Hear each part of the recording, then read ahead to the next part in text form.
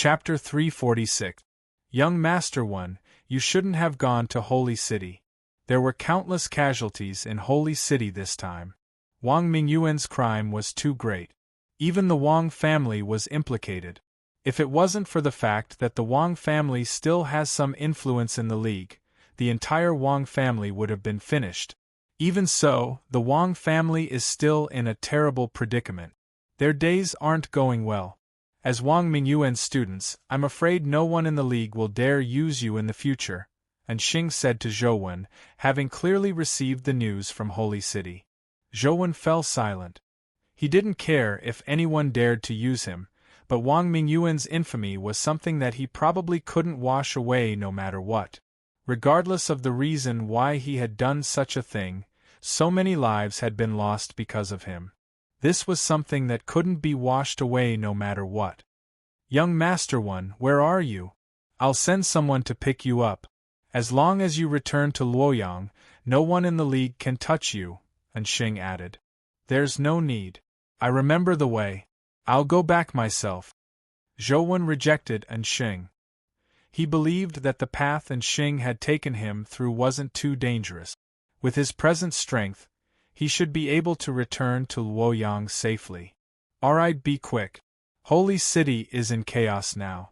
The 6 families and the Bureau can't spare the time or manpower to do anything to you, but things will be different in a while. You have to return to Luoyang as soon as possible, Xing said. After hanging up, Zhouwen rode the stone Qi and headed for Luoyang. And Xing was right.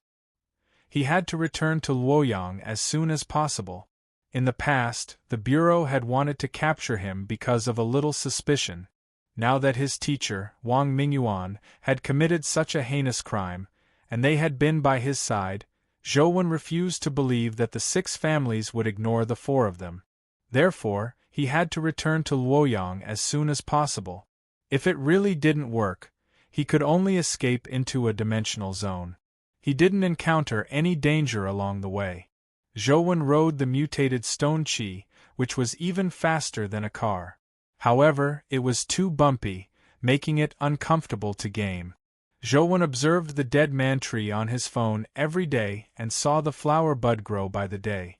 It was very similar to the situation after Yan Zhen's death. From the looks of it, Yan Zhen was sucked in by the dead man tree after his death. That's why no one saw his corpse.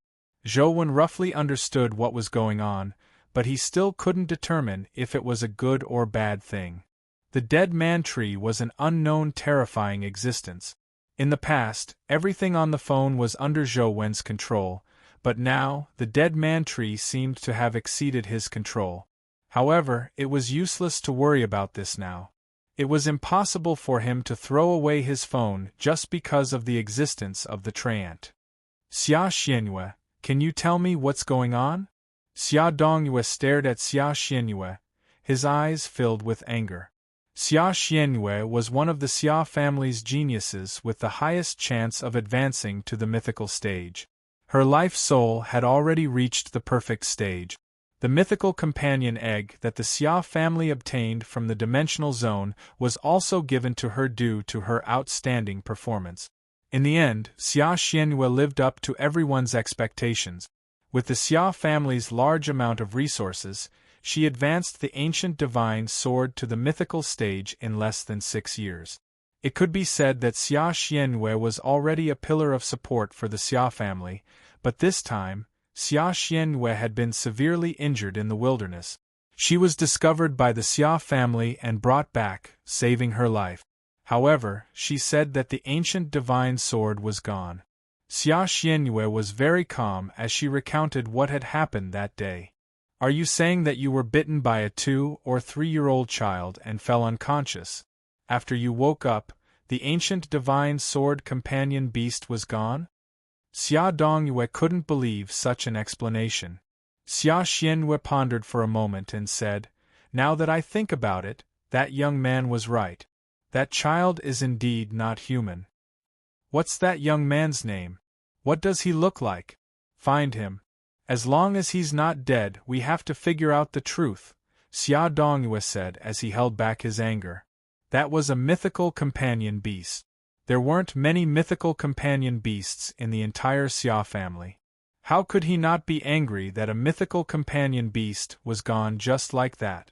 Xia Xianyue knew what Xia Dongyue was suspecting. Thinking of the youth's appearance, Xia Xianyue said, "I didn't take a good look at that young man's appearance back then. I fainted after being bitten. Now, I can't remember that youth's exact appearance.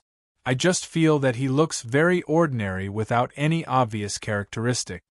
Xia Dongyue was even more furious, but there was nothing he could do. After venting his anger, he let Xia Xianyue leave his office. That young man should be one of Wang Mingyuan's 4 students. I wonder what his name is. Xia Xianyue had also been in front of the Holy Tower back then.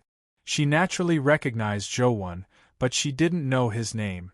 After returning, Xia Xianyue found the information on the bureau. Soon, she confirmed that the young man she had met was Wang Mingyuan's disciple, Zhou Wen. Forget it. If I hadn't stopped him from killing that little girl, this wouldn't have happened. It has nothing to do with him. He's already in enough trouble now, so why should I do anything unnecessary? Xia Xianyue closed Zhou Wen's information and didn't plan on pursuing the matter further. Zhou Wen successfully returned to Luoyang, and Sheng and Ouyang Lan rushed back from Zhuolu. Before Zhou Wen entered Luoyang City, they took him to Ouyang Lan. "Little fellow, why are you so unlucky? It's fine if Wang Mingyuan goes, but he has harmed the Wang family and his students." Ouyang Lan pulled Zhou Wen and sighed. "How are Hui Haifeng, Zhong Zia, and Jiang Yan?" Zhou Wen hurriedly asked. He hadn't met the 3 of them on the way back. Hui Haifeng's family background is clean, so there shouldn't be any problems. He should be at home now. If there aren't any accidents, he should return to school in a while, Ouyang Lan said. "What about Zhong Zia and Jiang Yan?" Zhou Wen realized that something was amiss. Ouyang Lan shook her head and said, "I don't know. Up to now, there's no news of them. I wonder if they died in the mouths of those dimensional creatures or if they escaped and hid." Zhou Wen heaved a sigh of relief when he heard that. The 2 of them shouldn't have died so easily.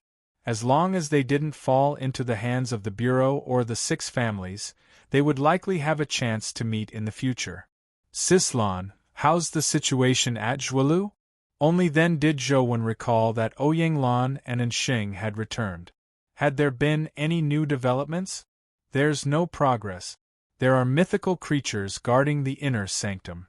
Our people can't enter unless Tianzhua can bring his companion beasts over. However, Luoyang isn't stable either. It's impossible for him to leave for so long.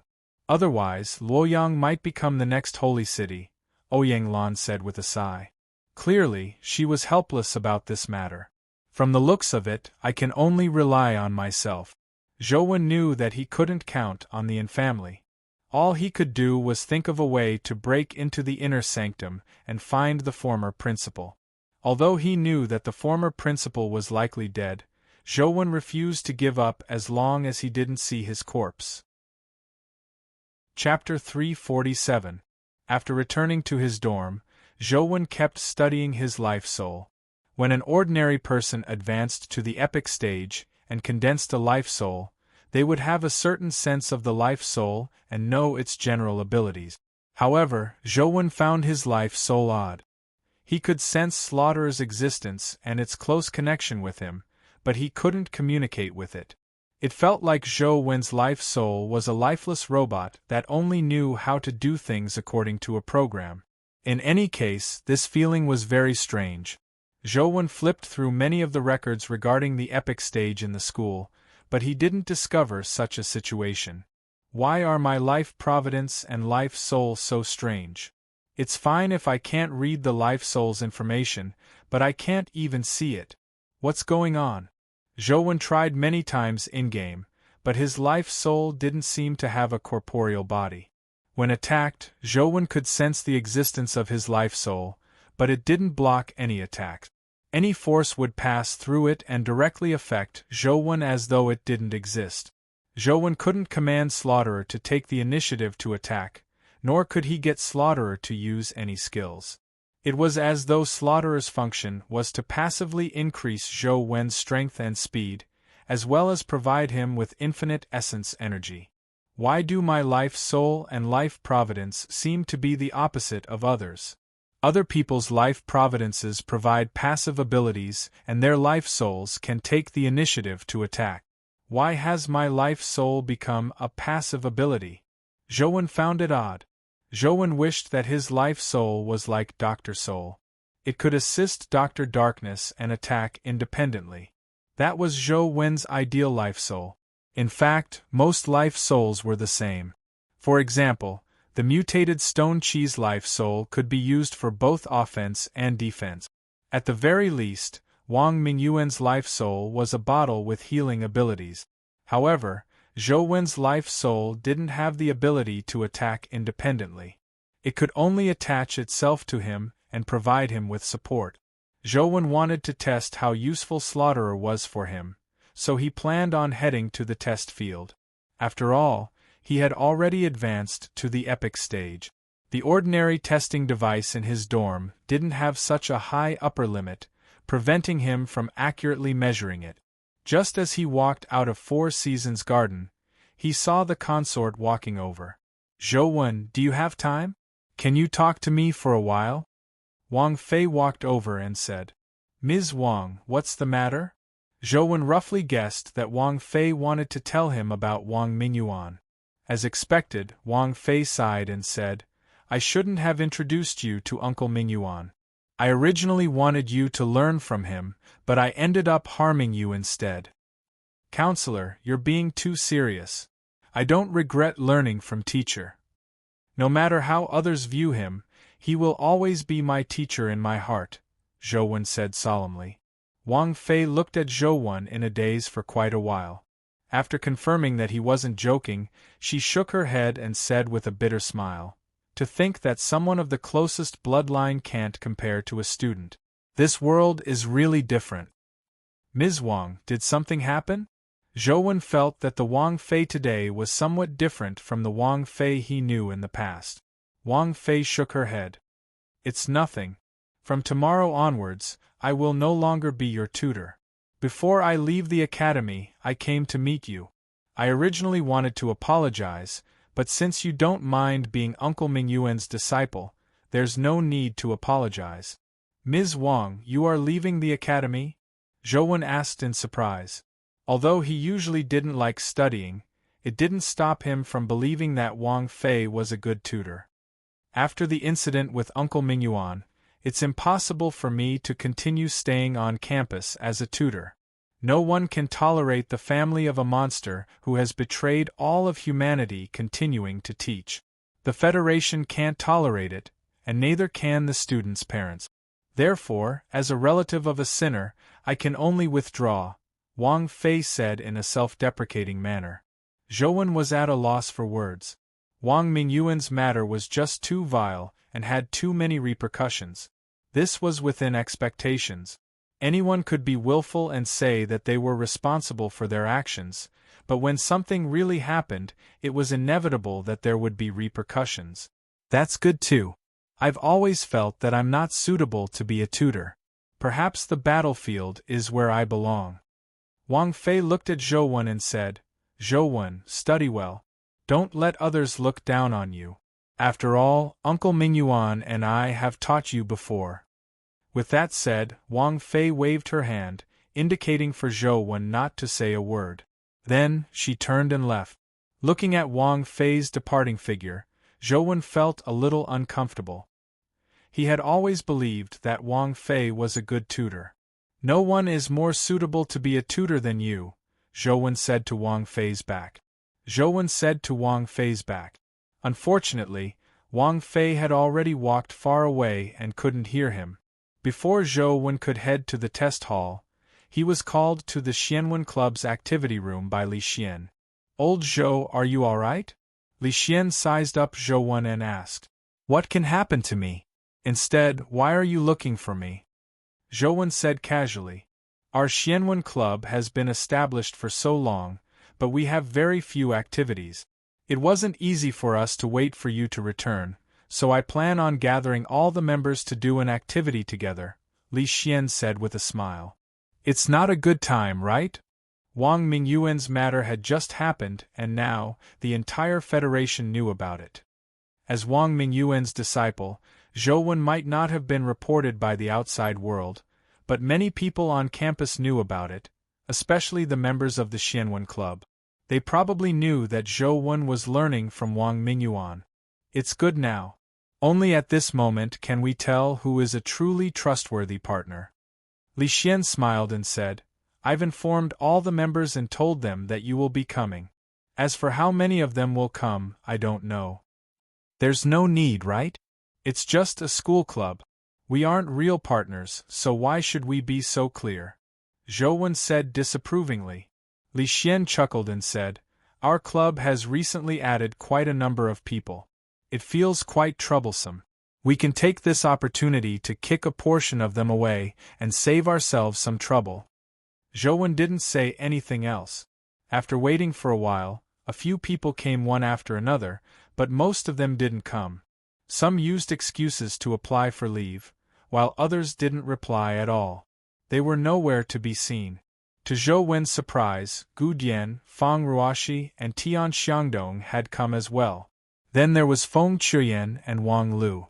The Xianwen Club, which had already developed to 20 to 30 people, only had a few people. Those who can come today are true friends and brothers of our Xianwen Club. I won't say much. In the future, there will be some special activities in the club. This is a little benefit of the club. I know everyone won't think much of it, but just treat it as a token of our sincerity. Li Xian distributed the special passes he had prepared to them. They were all dimensional zones that students usually couldn't enter. There's actually such a good benefit. Can you count me in? Someone pushed open the door and walked in. Chapter 348. When Zhou Wen saw that the person was Huang Ji, he said with a smile, Senior, are you making fun of us? Zhou Wen knew that Huang Ji had an odd personality. Although his cultivation level was terrifying, he never participated in the school's activities. He didn't even accept the student council's invitation to be vice president, nor did he join any clubs. Do I look like I'm joking? If you don't think I'm a hindrance, help me settle the membership procedures, Huang Ji said. Senior Huang, what are you saying? We will welcome you with open arms if you join our Xianwen Club. I'll help you with the procedures. Li Xian was overjoyed. He originally thought that he could only clear out the members today, but he never expected to add another member. Furthermore, it was the famous Huang Ji. It was truly a pleasant surprise. I'll leave the procedures to you. Zhou Wen, our game demo has been made. Come and try it out. Huang Ji unlocked his phone and handed it to Zhou Wen. It's already made? Zhou Wen was delighted. He never expected it to be made in such a short period of time. It's just a demo. The background is Tiger Cage Pass. Try it out and see how it goes. Huang Ji urged Zhou Wen, clearly looking forward to his evaluation. Under Huang Ji's guidance, Zhou Wen clicked on an icon and quickly entered the game. How is it? Huang Ji asked impatiently. Zhou Wen looked at the game's graphics and characters as his expression turned odd. The game's graphics resembled an ancient arcade game, Romance of the Three Kingdoms. It was a horizontal arcade game. Zhou Wen could only use one word to describe the game's graphics: crude. It was truly crude. After all, it's just a demo. It should be better in the future, right? Zhou Wen could only console himself. Li Xian and company surrounded them to see what game Zhou Wen and Huang Ji had created. Zhou Wen had no choice but to control the character to test the controls. The controls were very smooth. The character had 4 skills designed. They were all relatively common skills in school, so they were typically easy to obtain. The controls were alright, and the monsters in-game were the demonized soldiers of Tiger Cage Pass. Although the design was a little crude, it was obvious that they were demonized soldiers. However, the demonized soldiers in-game were a little stupid. Although their attack patterns were the same as real demonized soldiers, They weren't as intelligent as real demonized soldiers. After easily killing a few demonized soldiers, he didn't walk far before realizing that there was no path ahead. Where are we going? Zhouwen looked at Huang Ji. This is just a test. The map is only this big. What do you think? Huang Ji asked Zhouwen with a look of anticipation. I invested 1.5 million and you're just going to show me this thing? Zhouwen really wanted to point at Huang Ji's nose and question him. How does this game look like it's worth 1.5 million? However, seeing Li Xian and company looking at him, Zhouwen could only grit his teeth and say, not bad. Continue working hard. I'm looking forward to the day when the game is truly released. Since he had already cast, it was too late to say anything now. In order to highlight his character as a gamer, he had no choice but to bite the bullet. Huang Ji imagined that Zhouwen was really looking forward to his game as he said excitedly, I knew you would like it. Don't worry, I'll speed up the progress. The first map I'm preparing to make is Tiger Cage Pass. After it's done, I'll add all sorts of primordial energy skills commonly seen in our school, allowing students to choose the primordial energy skills they know to play the game. We'll also add Demonized General as a boss, adding the various skills and behavior patterns of the Demonized General. As long as the other students play our game, they will have a more comprehensive understanding of demonized soldiers and demonized generals. Zhouwen didn't have much hope for Huang Ji. From the looks of it, his game production skills weren't as high as his cultivation level. However, the money had already been spent. Zhouwen didn't really want to play the game, so all he could do was grit his teeth and agree, expressing his great anticipation. Huang Ji was very happy as his enthusiasm soared. After completing the membership procedures, he returned to research and develop the game. Old Zhou, I think that game is a little too simple. Although Li Xian usually played games to pass the time, he could tell that the game's graphics were terrible. Zhouwen had no choice but to speak up for Huang Ji. What's important isn't the game's graphics but the game's content. In the future, the game will add the various dimensional zones on campus as dungeons. When the time comes, you can understand the behavior patterns and various skills of those dimensional creatures. It's still very beneficial. Is that so? Li Xian and the others expressed their doubts. Although the present technological level hadn't improved much compared to more than a decade ago, the standard of 3D games was already rather mature. Games like Huang Ji's from the arcade era didn't seem very good. However, they didn't play games much, so they didn't have much of an opinion on this. Instead, Wang Lu seemed somewhat interested. She got Zhouwen to send her a copy after he finished the game. After Wang Fei left, the school assigned a new tutor to lead their class. However, Zhouwen had already advanced to the epic stage, so he was already at the same level as a tutor. The content used to teach ordinary students was no longer useful to him. The most useful thing to Zhouwen in the school was the massive database and the dimensional zones. Therefore, Zhouwen would grind dungeons in game even more crazily when he had nothing to do. After entering the Tiger Cage Pass dungeon, Zhouwen controlled the blood-colored avatar to charge towards Tiger Cage Pass's city gate. The mutated stone chi looked majestic. All the demonized soldiers and demonized generals that approached were killed by the beam that shot out from its eyes. Or it would summon a large number of earth spears to pierce through the horde of demonized soldiers. When the arrow flew over, a beam shot out from the mutated stone chi's eyes. It collided with the arrow and immediately exploded. The light dissipated as the arrow shattered. The blood-colored avatar continued charging forward as a large number of arrows rained down. A grayish-white stone dragon appeared above the stone chi's head. The stone dragon spewed out a large blob of grayish-white smoke. When the arrows encountered the smoke, they immediately petrified and fell to the ground. The blood-colored avatar didn't take action at all. The mutated stone chi had already leaped up and jumped onto the city pass. The black-armored general on the city pass pulled out the halberd beside him. With terrifying demonic flames, He smashed it at the blood-colored avatar on the mutated stone chi's back.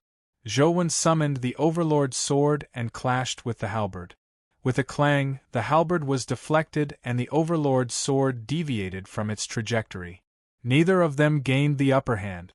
However, in the next second, Zhou had already used Transcendent Flying Immortal. He became one with his sword and transformed into sword shadows that slashed at the black-armored general. The demonic flames on the black-armored general's body surged into the sky as he brandished the halberd to block left and right. As though he had 3 heads and 6 arms, he managed to block Transcendent Flying Immortal. What a powerful demonized general! Zhou was slightly surprised. Chapter 349. Although his stats hadn't increased much after advancing to the epic stage, ordinary epic creatures couldn't withstand the might of his strike with Transcendent Flying Immortal and the augmentation of the Slaughterer Life Soul. The black-armored demonized general was actually able to withstand his Transcendent Flying Sword.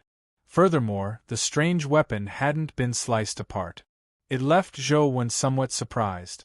However, Zhou strongest move wasn't Transcendent Flying Immortal, but Infinite Transcendent Flying Immortal. The mutated stone chi pounced forward to slaughter the demonized soldiers that pounced at it. The blood-colored avatar's figure flashed as it used ghost steps to close the distance. Transcendent Flying Immortal struck again and again as sword shadows danced wildly in the sky, constantly slashing at the black-armored general. Although the black-armored general had extraordinary strength, allowing him to withstand Transcendent Flying Immortal's strike, he couldn't use his primordial energy skills continuously like Zhou. In the gap between the attacks, Zhou slashed at the connection between his helmet and armor. Boom! Zhou originally imagined that even if this strike couldn't kill the black-armored general, it would definitely be able to severely injure him. However, to his surprise, the demonic flames on the black-armored general's body transformed into a 3-headed, 6-armed devil. In the devil's 6 arms, there were 3 halberds condensed from demonic flames. One of the halberds blocked the Overlord's sword. Although the halberd condensed from demonic flames was shattered, the black-armored general managed to escape the calamity. Furthermore, the shattered halberd quickly reformed. The blood-colored avatar's battle with the black-armored general was equivalent to facing the black-armored general and the 3-headed, 6-armed life soul at the same time. It was momentarily unable to take him down. However, Infinite Ghost Steps and Transcendent Flying Immortal were just too sick. With the help of the life soul, the black-armored general could only withstand more than 10 consecutive strikes of Transcendent Flying Immortal before being killed by Zhou. Killed epic creature, Tiger Cage demonized general. Discovered dimensional crystal. Zhou saw a crystal drop from the dead black-armored general's body. He picked it up and saw that it was a 31 strength stat crystal. He immediately let the blood-colored avatar absorb it, raising his strength stat to 31 point. The mutated stone chi was still wantonly slaughtering the demonized soldiers. Zhou ignored it and rushed into Tiger Cage Pass. He wanted to see what was inside. However, Zhou didn't discover anything else after killing the entire city prison pass. Apart from the Tiger Cage demonized general, he didn't encounter any dimensional creatures of that level. Strange. Is that all Tiger Cage Pass has? Zhou was somewhat surprised. Although the Tiger Cage demonized general was indeed very strong and was likely a top-notch epic creature, there was no reason why the Academy couldn't breach Tiger Cage Pass if that was all. No matter how strong the Tiger Cage demonized general was, it was impossible for him to withstand the siege of a group of epic experts. Suddenly, Zhou thought of something amiss. Ever since he entered the city, he had killed countless demonized soldiers and demonized generals, but none of them dropped dimensional crystals. This was rather abnormal. Zhou glanced at the in-game notification and didn't find anything special. It kept reminding him of killing demonized soldiers and demonized generals, but nothing dropped. Zhou charged for a while more and felt that something was amiss. No matter how he killed, the number of demonized soldiers and demonized generals in the city didn't seem to decrease. Zhou Wen specially summoned Banana Fairy and got her to engage in a massacre with the mutated Stone Chi, but there were still a large number of demonized soldiers and demonized generals surging over. This was also thanks to Zhou Wen having infinite primordial energy. If it were any ordinary epic expert, they would probably be exhausted dealing with them. Zhou Wen carefully observed and realized that the demonized generals and demonized soldiers were surging over from the city gate. With a thought, Zhou Wen controlled the blood-colored avatar and charged towards the city gate. When he saw the city gate from afar, he saw a person standing on it. Zhou Wen was certain that he hadn't seen this person at the city gate when he stormed in. Zhou Wen believed that he definitely wasn't mistaken. This was because the person was completely different from ordinary demonized soldiers and demonized generals.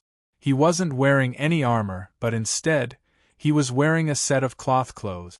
The cloth clothes looked somewhat odd, resembling a Taoist robe, but there were some differences. The person stood at the city gate with a ghoul mask on his face. It was impossible to tell what his true face looked like. He reached into his pocket and seemed to take out something before scattering it into the city.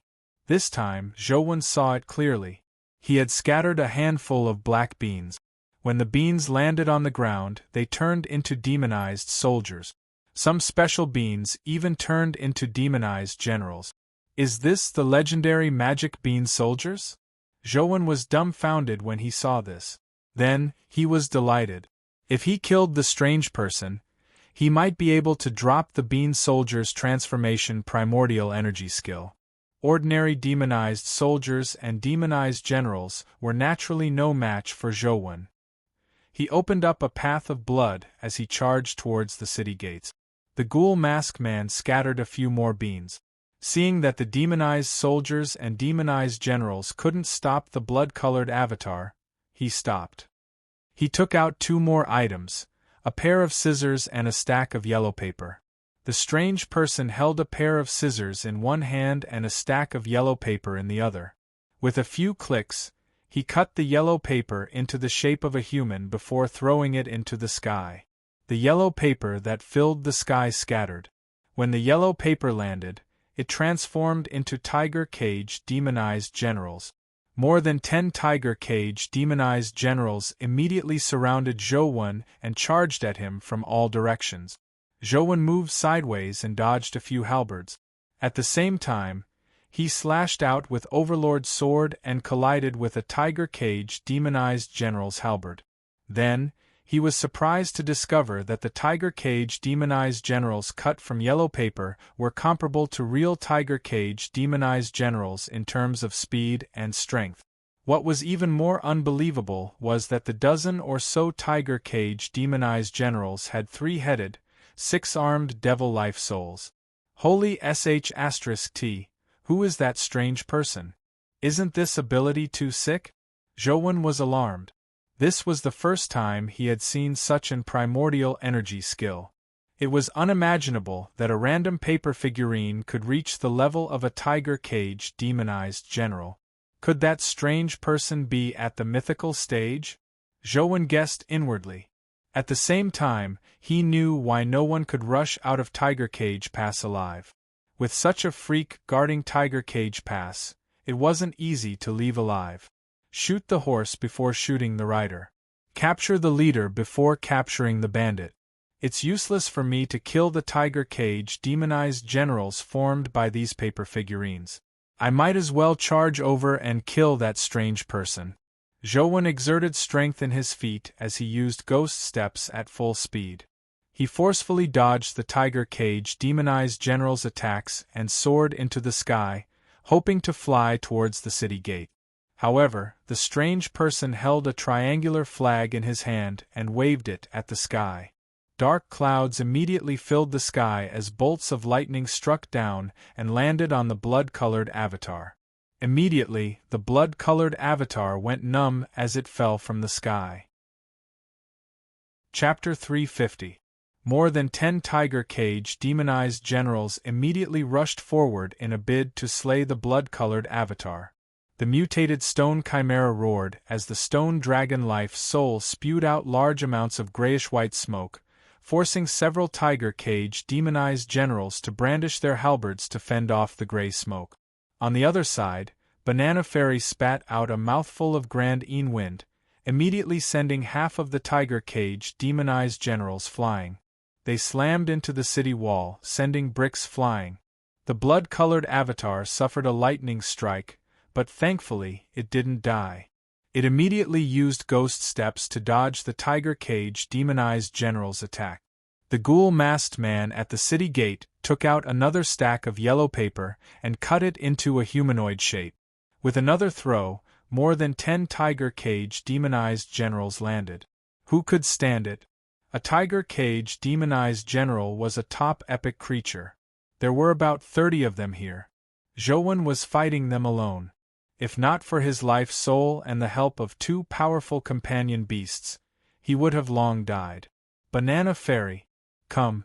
Zhouwen controlled the blood-colored avatar to extend its hand and beckoned Banana Fairy into its hand. Holding the fan handle, it fanned a few times. In the past, due to the limitations of his primordial energy, he had to rest for a while after fanning. He would do it a second time after his primordial energy had mostly recovered. Now, he fanned continuously without worrying about his primordial energy expenditure. Although the grand wind used by Zhouwen wasn't as strong as the one used by Banana Fairy, it couldn't withstand the number of times he used it. The fan fanned in all directions as gusts of grand wind swept out, sending the tiger cage demonized generals flying. They collided with each other or slammed into buildings, causing many of them to collapse. The Overlord sword in Zhouwen's other hand slashed out without any hesitation, beheading the tiger cage demonized general in midair. Bam! Bam! Bam! White smoke spewed out from the beheaded tiger cage demonized generals as they turned into paper figurines that floated to the ground. Nothing dropped. Clearly, the tiger cage demonized generals formed by the paper figurines weren't real dimensional creatures. They were just the strange man's primordial energy skill. Seeing that many of the tiger cage demonized generals had been killed, the eccentric began his paper cutting. Zhouwen obviously didn't give him a chance. The wings formed by the white shadow of poison on his back flapped as he activated Flash. In an instant, he appeared at the city gates and used Transcendent Flying Immortal in a bid to slay the eccentric. However, the strange man stretched out his hand and tossed a rope into the air like a stick. A dark cloud appeared above his head. The strange person pulled the end of the rope and was brought into the dark clouds by the rope. Zhouwen's Overlord sword slashed at the dark clouds and a terrifying sword beam shattered them, but the strange person was nowhere to be seen. In the next second, a strange figure appeared on the roof of a small building in the city. Yellow paper flew out from the strange figure's hand, and more than 10 tiger cage demonized generals that had been cut landed. They charged at Zhouwen without any regard for their lives. Who the hell is this guy? His abilities are terrifying and strange. Zhouwen charged forward with Banana Fairy again. He fanned the banana, sending the tiger cage demonized general that was charging at him flying. This time, Zhouwen couldn't be bothered to kill the tiger cage demonized generals formed by the yellow paper. It was useless to kill them. They were just pieces of yellow paper that wouldn't drop anything. Therefore, Zhouwen charged straight at the strange person on the roof. He slashed out a demonic astral wheel with his Overlord sword. The strange person dodged the demonic astral wheel, but to his surprise, the demonic astral wheel flew back and slashed at the strange person's back. Zhouwen was delighted when he saw the strange person being sliced into two. However, he saw white smoke emit from the strange person's slashed body. The 2 pieces of yellow paper fluttered down.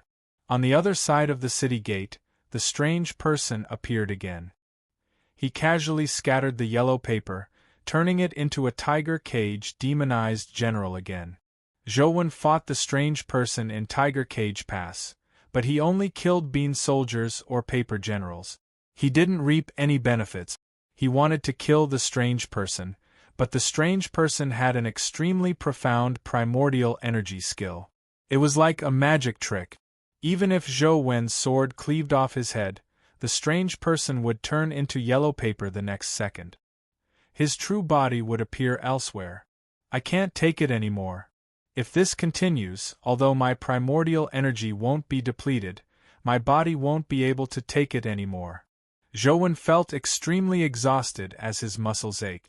Although he had enough primordial energy, his muscles were about to tear from maintaining such a high-intensity primordial energy skill. Zhou Wen had no choice but to leave Tiger Cage Pass. From the looks of it, killing the final boss of Tiger Cage Pass was impossible in a short period of time. Unless he could find his weakness, he could kill him. It was impossible to kill him with brute force. Although he had failed to kill the Devil-Masked Man, Zhou Wen was already a rare and powerful existence at the epic stage for him to be able to rush out of Tiger Cage Pass alive. If it were an ordinary epic, they might not even be able to come out alive. After exiting the game, Zhou Wen went online to search for information. There were no records of the strange person in the school's records. Zhou Wen checked the history of Tiger Cage Pass and realized that the history was rather vague. Only some folklores had relatively clear record. However, according to the records, the people who appeared at Tiger Cage Pass were basically generals. There were no people who were proficient in Taoist spells. However, there were indeed some legendary figures in the historical novels who seemed to have such abilities. For example, Yu Ji, Zhuo Xi, and Old Immortal Nanhua. There was also Zhang Jiao, who was taught by Old Immortal Nanhua, as well as the more deified South Dipper and Big Dipper. However, this information wasn't of much help to Zhou Wen in killing the Devil-Masked Man. After all, the books didn't mention how to crack their Taoist spells. Zhou Wen made a rough comparison and felt that the chances of the strange person being from Zhuo Xi or Old Immortal Nanhua's lineage were higher. Zhuo Xi was good at the art of divination and was best at all kinds of strange spells. In the historical novels, Old Immortal Nanhua's lineage seemed to be the representative of spells like talisman soldiers. Zhou Wen studied it for a while and found a few ways to deal with the paper generals on the internet. The most direct way was to attack with water. Paper figurines were most afraid of water. Legend had it that once it rained, the paper generals would be useless. However, how could it rain in-game? The real method was to find a companion beast that could spray water. As long as he could destroy the strange person's paper figurine avatar, preventing him from using it, the chances of killing him would be higher. Apart from the paper figurine avatar, the strange person had another skill. He could climb into the clouds along a rope and vanish. Zhou Wen checked on the internet and found that there were records of such a technique. Legend had it that this technique was called the Immortal Rope. It had long been lost, and there was no way to crack it. After some thought, Zhou Wen decided to leave the Tiger Cage Pass boss for now. This fellow was too difficult to kill. He would give it a try when he obtained a companion beast that could spray water. Zhou Wen first headed to Ant Nest to kill the golden flying ant. Chapter 351. Zhou Wen was already familiar with Ant City. He didn't need to do anything. Just the mutated stone chi beneath him could finish off the large horde of black-winged flying ants and the ants that couldn't fly. The low-level crystals that dropped were no longer of much use. Instead, the companion eggs that dropped were fed to his pets as snack. Tyrant Behemoth had a huge appetite. Its appetite alone was comparable to Banana Fairy and the silver-winged sky spider. Furthermore, it was still at the mortal stage. The phone's hunger notification that often popped up gave Zhou Wen a headache. It can eat so much at the mortal stage. If it advances to the mythical stage, wouldn't it really be able to devour 1,000 mountains? Zhou Wen was somewhat worried about whether he could afford to rear this fellow in the future. When he saw his old friend, the golden flying ant, again, it hadn't changed at all. However, Zhouwen was no longer the Zhouwen he had been tortured to death by it. With ghost steps and transcendent flying immortal, Overlord's sword almost instantly sliced the golden flying ant's body into several pieces. The golden flying ant that looked so powerful in the past couldn't even withstand a single strike from Zhouwen. The speed it relied on to survive was useless in front of ghost steps and transcendent flying immortal. Killed epic creature, golden queen ant discovered dimensional crystal. A golden crystal exploded from the dead golden queen ant's body. Zhouwen caught it before it fell into the honey pool. It was an essence energy skill crystal. Inside the golden dimensional crystal was the shadow of a golden flying ant. However, it was unknown which essence energy skill it was. He reached out to dig out a blob of ant honey and placed it in his mouth to taste it. It tasted pretty good. At the same time, a warm current entered his body. However, the ant honey was useless to him now. It couldn't increase his primordial energy. He got Banana Fairy to eat some. Seeing that she seemed to like it, Zhouwen's heart stirred as he summoned Tyrant Behemoth and got it to eat the ant honey. Tyrant Behemoth didn't stand on ceremony at all. It lowered its head and buried its head in the honey pool to drink. Then, it saw the ant honey in the bee rapidly decrease. After eating half of it, Tyrant Behemoth was full and didn't continue devouring. This was a very rare situation. A glutton like Tyrant Behemoth actually had times when it was full. It's not bad to use these honey ants to feed companion beasts. Their food will be settled in the future. Zhouwen was delighted. As long as he grinded the golden flying ants a few more times in the future, he wouldn't have to worry about not having food to feed Tyrant Behemoth. It would solve a huge problem. He chose to absorb and refine the primordial energy skill crystal dropped by the golden queen ant, but there was a notification that his light stat was insufficient. He needed 7 light stats to refine it. Where did Zhouwen get the light attribute from? He immediately felt depressed. Many of the epic primordial energy skills had stat requirements and even primordial energy art. It wasn't like the past where he could casually refine and absorb them. Looking at the white cocoon floating in the sky, Zhouwen gritted his teeth and slashed at it. After opening the white cocoon, he saw the creature inside.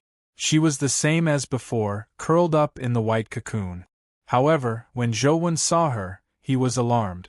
This was because he felt that the creature inside the white cocoon seemed to have grown a lot. Even the wings on her back seemed to have grown a lot larger. She didn't look as young as before. She's growing up? Zhouwen was somewhat surprised. The dimensional creatures in the game were like NPCs. No matter how many times Zhouwen came, their behavior patterns and levels remained the same.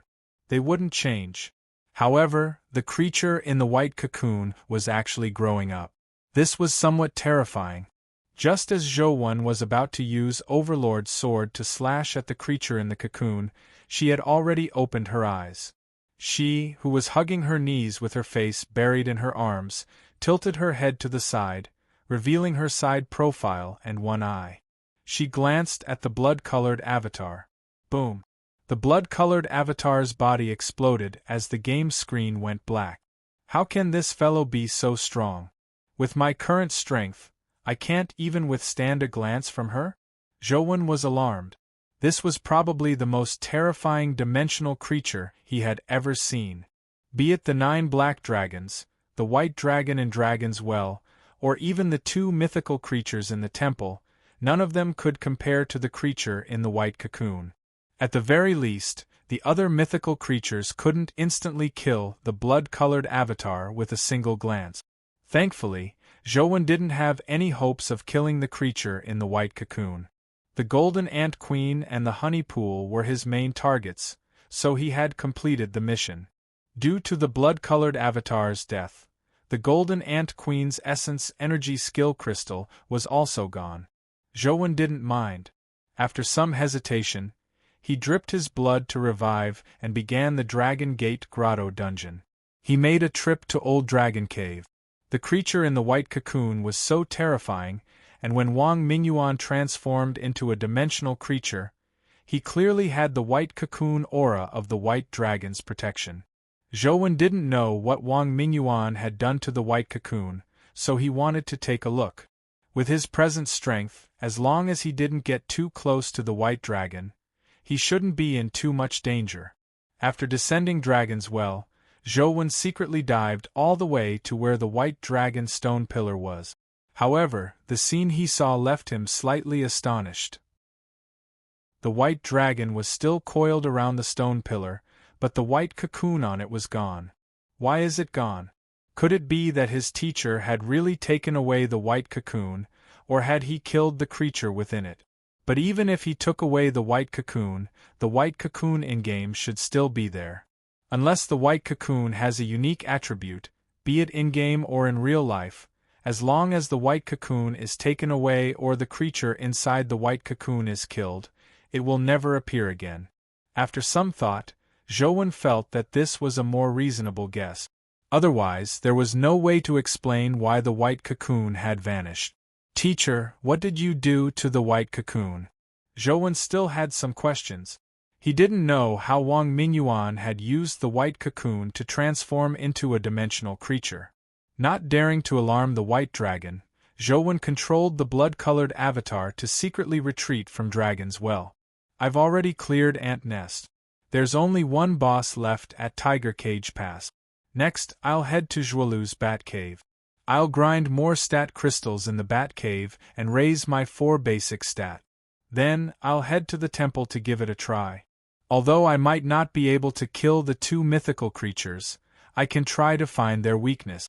As long as I can find their weakness, I might even be able to kill mythical creatures. Zhou entered the Zhuolu Instance Dungeon and began a frenzied grinding career. The stats of epic creatures ranged from 21 to 41 points, but in fact, only mythical creatures could reach 41 points. Typical epic creatures had a maximum stat of 40. This was also when a particular stat mutated. In fact, most epic creatures had stats of 36 or 37 points. It was already not bad. Apart from dropping speed crystals of 36 points, ordinary bats had relatively low stat crystals. Only White Shadow of Poison could drop speed crystals of 40 points. This was also Zhou main goal. Chapter 352. Grinding was boring. It was even more boring to grind the same type of monster for at least 10 hours a day. If it were anyone else, they would have long vomited from grinding. However, Zhou kept grinding. Apart from sleeping, he didn't stop. He didn't even waste time brushing his teeth. For the next few days, Zhou didn't leave his house. He was like a young lady from ancient times. He didn't step out of his house.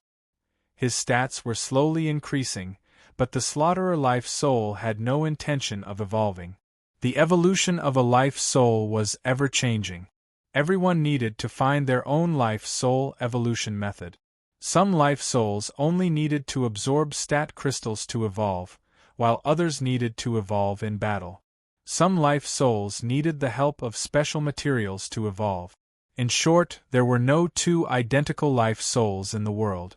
Similarly, there were no identical evolution method. Zhou had tried using stat crystals or fighting with Slaughterer, but there was no improvement. Slaughterer was still a primordial body. I was too impatient.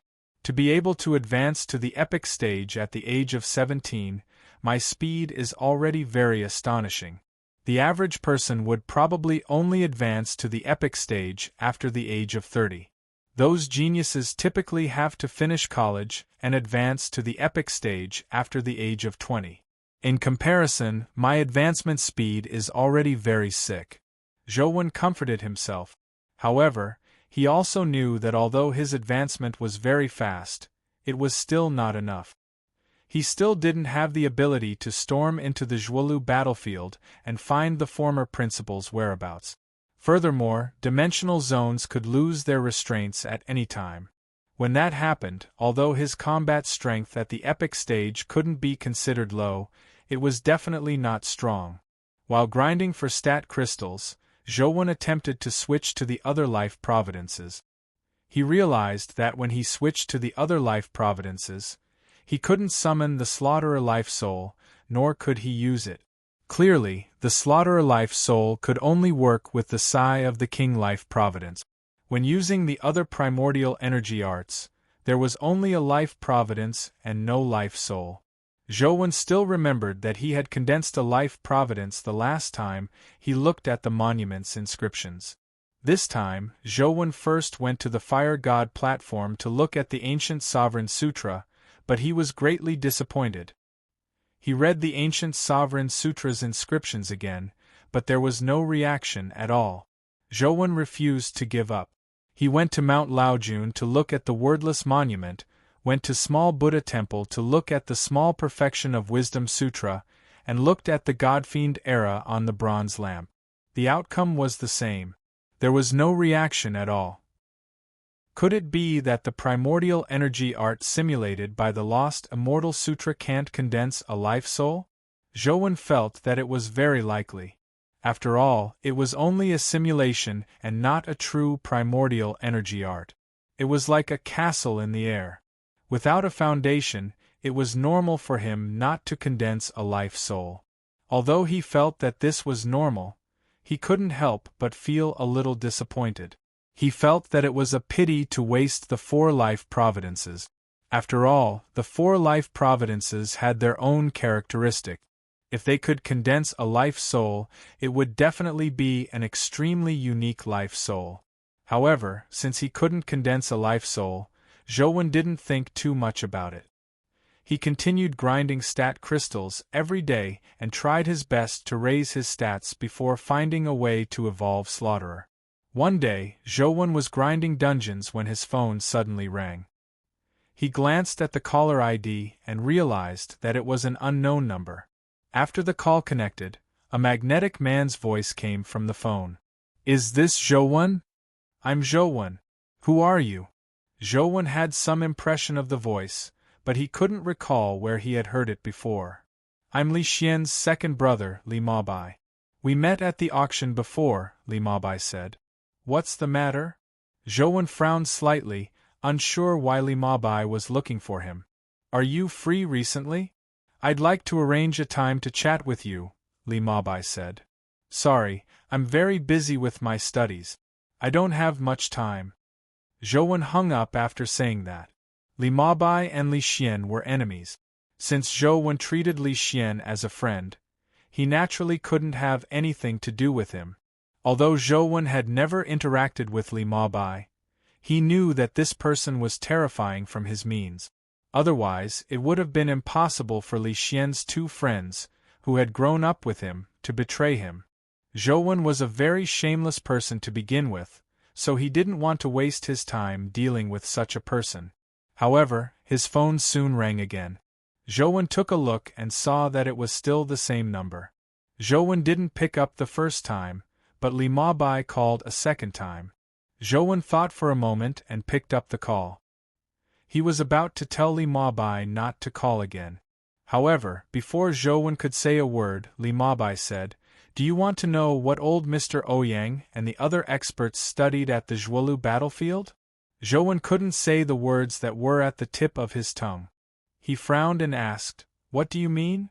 Li Mabai continued, "The League invited many experts to Zhuolu to study it. Apart from old Mr. Ouyang, there are also leading figures in various fields that aren't inferior to him. After spending so much money, do you think the League's upper echelons have nothing to ask for? Regardless of their goal, there's no need to pursue it now," Zhouwen said. "That's where you're wrong. In fact, old Mr. Ouyang and the others have long gained something. They dug up quite a lot of things from the Zhuolu battlefield and made some deductions. The League's garrison in Zhuolu didn't tell you about these matters, right?" Li Mabai said. "Are you done? If you're done, that's it. Don't call me again in the future." With that said, Zhouwen prepared to hang up. Even if what Li Mabai said was true, Zhouwen could get Ensheng to investigate. There was no need to get involved with Li Mabai. "Do you know that there's a locked companion beast on the 4th floor of the Xiuan crystal shop?" Li Mabai suddenly said. "What?" Zhou asked, feigning ignorance. Do you want to know the origins of that companion beast? Do you want to know its relationship with old Mr. Ouyang? I'll wait for you at the west gate of your college at 8 tonight. See you there. Li Mabai hung up after saying that. Zhou looked at his phone as several thoughts flashed through his mind. What is Li Mabai trying to do? Did you throw out so much bait just to meet me? Zhou pondered for a moment before calling Li Xian. Then, he recounted the matter of Li Mabai looking for him. You want to go?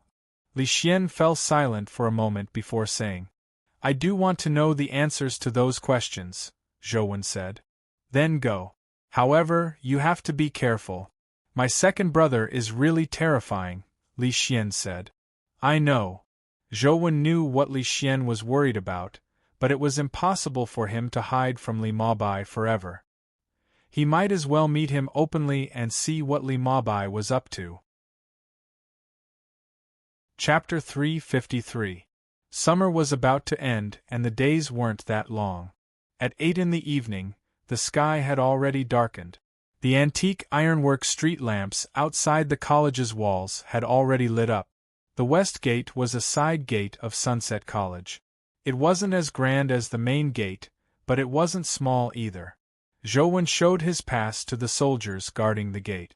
After walking out of the west gate, he saw a garden path about 3 meters wide. Li Mabai was standing under a street lamp, holding his phone in his hand. It was unknown what he was looking at. Li Mabai, why are you looking for me? Zhou walked in front of Li Mabai and asked directly. Li Mabai put down his phone and looked at Zhou. Wang Mingyuan betrayed humanity and entered the dimension. Although this was his personal choice, he implicated the Wang family and you student. It's fine with the family protecting you in Luoyang, but it's impossible for you to stay in Luoyang forever, nor can you rely on others forever. Once you leave Luoyang, I'm afraid your future won't be that easy. No matter what you do, you will be labeled as a traitor student. Everyone will look at you negatively. No matter what you do, it will be harder than others. Can't I stay in Luoyang forever? Zhou said indifferently. Although he did plan on leaving Luoyang after graduation, he naturally couldn't tell Li Mabai that. Li Mabai smiled. If you were such a person, you wouldn't be my third brother's friend. My third brother has terrible taste in people. He does everything in a muddle-headed manner. He thinks he's carefree, but in fact, he's just avoiding problems. There are only 2 types of people who are willing to be friends with him. One is coveting his identity as the third young master of the Li family and want to take advantage of him. The other is someone who really doesn't care about anything and just wants to be friends with him. If you want to take advantage of others, you should take advantage of the family, but you didn't do that. Although I'm not willing to believe that third brother has such good luck, you are indeed the latter. How can a person who doesn't want to take advantage of others stay in Luoyang? Li Mabai said. What you said is equivalent to not saying anything. Most people only have these 2 types of friends. It's either 1 or 2, Zhou said. Li Mabai shook his head and said, From the looks of it, you are as pure as Li Xian. It's no wonder you can become friends. In fact, other than the playmates one grew up with, the friends one could make after stepping into society were all based on benefit. In other words, you had to be valued by others for them to choose to get close to you. Only then could they slowly build a so-called friendship. Third brother has always been muddle-headed. He thinks he's smart, but in reality, he's just burying his head in the sand. If he continues like this, true experts won't be willing to interact with him. Naturally, it'll be impossible for them to become friends. Those who are willing to get close to him are mostly greedy for his wealth and power. Can't I have friends with common love and interests? Zhou asked. Of course. If it's a football buddy, you have to know how to play football first before others will look for you. That's your value. If it's an antique collection circle, you have to know how to collect or have a collection before you can enter that circle. That's also your value. If you don't have any value, Why would others look for you to play football? Why would they discuss collecting with you? Li Mabai said. What are you trying to say? Zhouwen frowned slightly. What Li Mabai said wasn't wrong, but Zhouwen had a nagging feeling that something was amiss. He couldn't completely agree with it. I'm just having a casual chat. I invited you here today mainly to make a deal with you, Li Mabai said. What deal? Zhouwen asked. Our Li family has some connections in the Federation's upper echelons. We happen to know some information regarding the Zhuolu battlefield. If you are interested in this information, I want to ask you for a small favor, Li Mabai said with a smile. Tell me what you want me to do first. Zhouwen didn't ask what Li Mabai's information was. However, Li Mabai said with a smile, I think I'll tell you about it first. Back then, before the dimensional zone of the Zhuolu battlefield opened, someone discovered a stone artifact in the Zhuolu battlefield. Inside the stone artifact was a pill. The Federation's upper echelons experimented with the pill, and just a small amount of pill powder advanced a mortal companion beast to the legendary stage. After a pause, Li Mabai continued, I believe you have heard of the Federation's methods. Soon, someone recruited so-called volunteers and did a human experiment. The end was very exaggerated. An old man who had never cultivated seemed to have regained his youth after using a small amount of pill powder. His hair turned black and his skin became taut. After testing, his bone age seemed to return to about 30 or 40 years old. Then, his body's various stats increased greatly, reaching the peak of the mortal stage. Furthermore, the amount of pill powder he used was minuscule, almost negligible. Do you think anyone wouldn't be tempted by such a thing? However, back then, the Zhuolu battlefield hadn't opened the dimensional space yet. The Federation's upper echelons sent people over to find the location of the stone artifact and see if there were more. However, Zhuolu was huge, so it was impossible to randomly dig. Therefore, an expert team formed by old Mr. Ouyang and company was formed. Zhouwen listened quietly. For Li Mabai to tell him now, it likely wasn't a secret.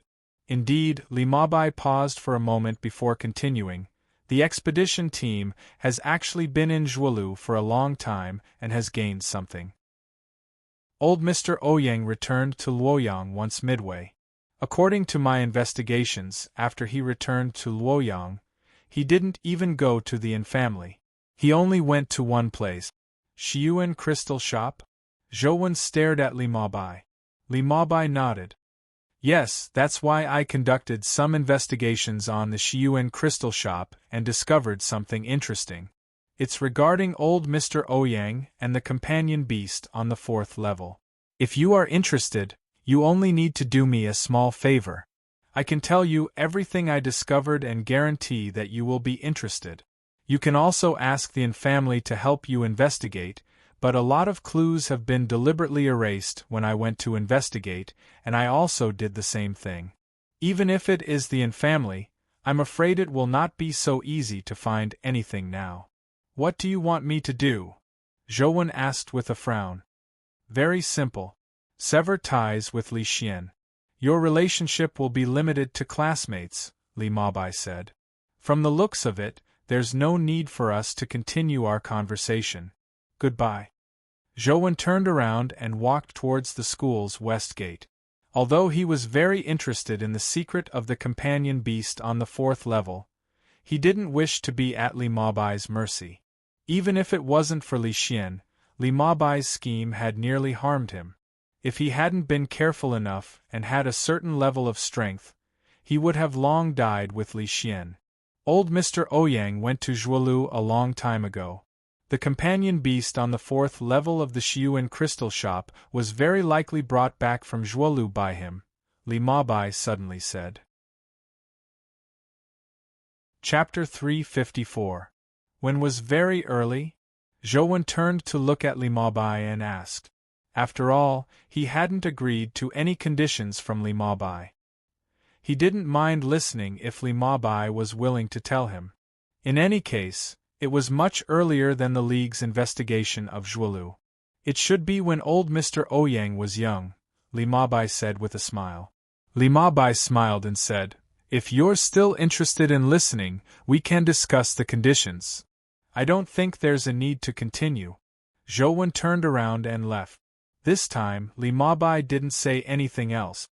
All he did was watch Zhou Wen enter the school's west gate with a smile on his face. It didn't look like anything had changed. On the way back, Zhou Wen kept thinking about what Li Mabai had said. Ouyang Lan seemed to have said that when she was young, the former principal had taken her to see the companion beast. Li Mabai's words weren't completely impossible. Dimensional zones only recently appeared in the Zhuolu battlefield. When the former principal was young, Zhuolu didn't have any dimensional zones. Where did he get a companion beast? Zhou Wen couldn't figure it out. Since he couldn't figure it out, Zhou Wen didn't think about it any further. As long as he could find the former principal in the Zhuolu battlefield, all his questions would be resolved. Therefore, Zhou Wen only wanted to quickly raise his stats and find a way to advance his life soul. Then, he would head to the two temples and attempt to find the weakness of the mythical creatures guarding the temples. "How was it? What did my second brother say to you?" When Zhou Wen returned to his dorm, Li Xian was waiting for him at the door. Zhou Wen recounted their meeting. Li Xian heaved a sigh of relief when he heard that. "I never expected him to investigate so much. However, why don't you ask Qin Xiuan directly? Since the former principal left the pet with him, he should know something, right?" Zhou Wen shook his head. "I've seen Qin Xiuan before. I have a bad feeling about this person. Later, on careful thought, he might be acting a little too enthusiastic. It makes me feel a little uncomfortable." The next morning, Zhou Wen woke up as usual. Just as he took out his phone to game, he heard a hurried knock on the door. When he opened the door, he saw Feng Qiuyan standing outside with a look of joy. "Coach, I've figured it out," Feng Qiuyan said excitedly as he grabbed Zhou Wen's shoulder.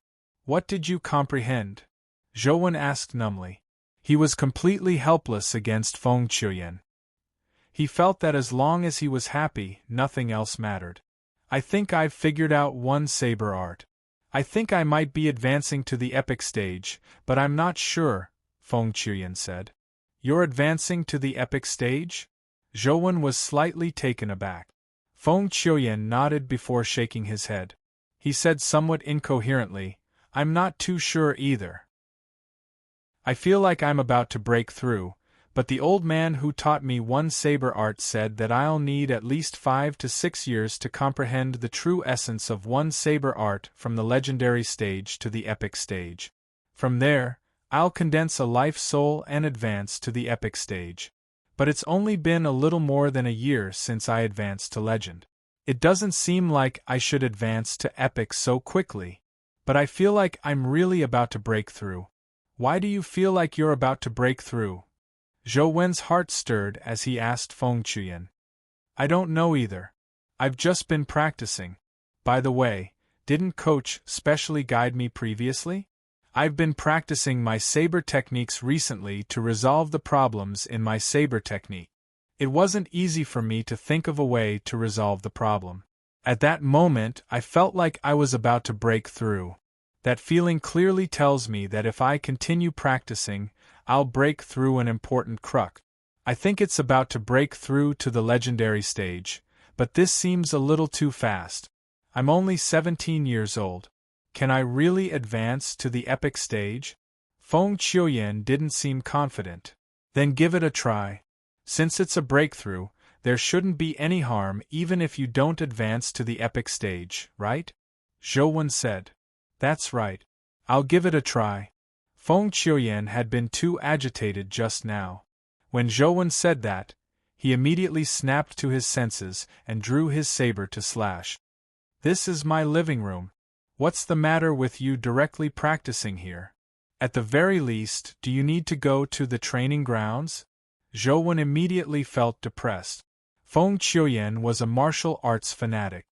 He had even less common sense than Zhou Wen, or rather, his mind was completely focused on practicing his saber. He didn't have the mood to think about anything else. Only such a person can have such achievement. There's indeed no shortcut to success. The more you put in, the more you reap. Zhou sighed inwardly. However, Feng Qiuyan didn't care if it was 30 or 28. He brandished his saber in Zhou Wen's living room and slashed out again and again. The saber didn't release any saber aura, but Zhou Wen could sense that the aura on the saber was becoming stronger and stronger. It was just an ordinary slash, but Feng Qiuyan slashed out 10 times. The saber's aura was already unbelievably powerful. It was as though Feng Qiuyan's slash could even split a mountain in front of him into two. Zhou Wen felt that his essence, vitality, and spirit seemed to have changed. It was as though something was about to erupt from his body. Now, Feng Qiuyan was like a volcano that was about to erupt. Zhou Wen looked at Feng Qiuyan and suddenly had a thought. The Lost Immortal Sutra is different from ordinary primordial energy arts. It can circulate on its own and doesn't even need to be comprehended to break through. As long as one's stats reach a certain level, they can directly advance. However, when an ordinary person cultivates an primordial energy art, they need to comprehend the true essence of the primordial energy art to push their body and essence, vitality, and spirit to the limits before breaking through and condensing a life soul. If I follow the method of ordinary people advancing to the epic stage and condensing a life soul, will I be able to condense a life soul from the other life providences? Zhou Wen wasn't sure if this would work. This was because his primordial energy arts were simulated by the Lost Immortal Sutra after all. They weren't cultivated by himself. Zhou Wen wasn't confident that he could condense a life soul like ordinary primordial energy art. All he could do was give it a try in the future. As Zhou Wen pondered, Feng Qiuyan seemed to have unlocked a certain shackle. An unparalleled saber intent suddenly erupted from his body. As the saber intent erupted, an invincible and terrifying force rose from his body. The force became stronger and stronger, condensing into a corporeal saber above Feng Qiuyan's head. The saber was very pure. It was the simplest Tang saber. It wasn't that flashy, but it was sharp. It was as though no one in the world could stop its sharpness as long as it moved. Zhou Wen wasn't surprised to see that Feng Qiuyan's life soul was a saber. This person probably only had sabers in his heart. It was normal for his life soul to be a saber. It would be strange if it wasn't. Chapter 355. I've really advanced to the epic stage? With a thought from Feng Qiuyan, the saber automatically flew in front of him. He reached out to grab the hilt and held it in his hand. Only then did he confirm that he had really advanced to the epic stage. Zhou Wen was immediately envious. If only his life soul could be so obedient. Congratulations! You've really advanced to the epic stage. Zhou Wen was sincerely happy for Feng Qiuyan. He thought to himself that since Feng Qiuyan had advanced to the epic stage, he probably wouldn't disturb his gaming in the future, right? Feng Qiuyan held the life soul saber as his eyes gradually turned resolute. He looked up at Zhou Wen and said, "It's all thanks to your guidance that I was able to advance to the epic stage at the age of 17. It's 3 years faster than I planned. Please continue guiding me in the future. I didn't give you any pointers. It's all because of your talent. It has nothing to do with me. I don't have anything to teach you in the future," Zhou Wen hurriedly said with a shake of his head. Feng Qiuyan didn't argue with Zhou Wen. All he did was hold his life soul saber and say, "Coach, I just advanced to the epic stage. I'm not too familiar with the power of a life soul. Can you spar with me?" Zhou Wen originally wanted to reject it, but on second thought, he agreed and went to the training grounds with Feng Qiuyan. Although he wasn't interested in fighting Feng Qiuyan, Zhou Wen thought of his other 4 primordial energy arts. If he could advance to the epic stage using ordinary methods, he would need to comprehend the true meaning of the primordial energy art. It was a win-win situation for him to practice with Feng Qiuyan. When he arrived at the training grounds, Zhou Wen thought for a moment and switched his primordial energy art to Godfiend era. Feng Qiuyan's saber techniques were too fast, and he had advanced to the epic stage. Although his stats hadn't increased with the augmentation of his life soul, his saber speed would definitely become faster. Zhou Wen's other 3 primordial energy arts didn't increase his speed much. Now Zhou Wen's highest stat was speed. Coupled with the Godfiend Life Providence that increased his speed and levitating ability, he should be able to fight Feng Qiuyan. Feng Qiuyan's life soul was a combat type that could be used as a weapon. Feng Qiuyan held his life soul saber and slashed at him. This strike was completely different from the last time Feng Qiuyan sparred with Zhou Wen. Back then, Feng Qiuyan needed to slowly increase his saber speed with each strike. However, this strike was so fast that his eyes couldn't keep up with it. It was as though it had vanished from his vision. If he hadn't advanced to the epic stage and his speed stat hadn't increased, he would probably have had to use ghost steps to dodge the saber. However, things were different now. Zhou Wen's speed had already increased to 36 points.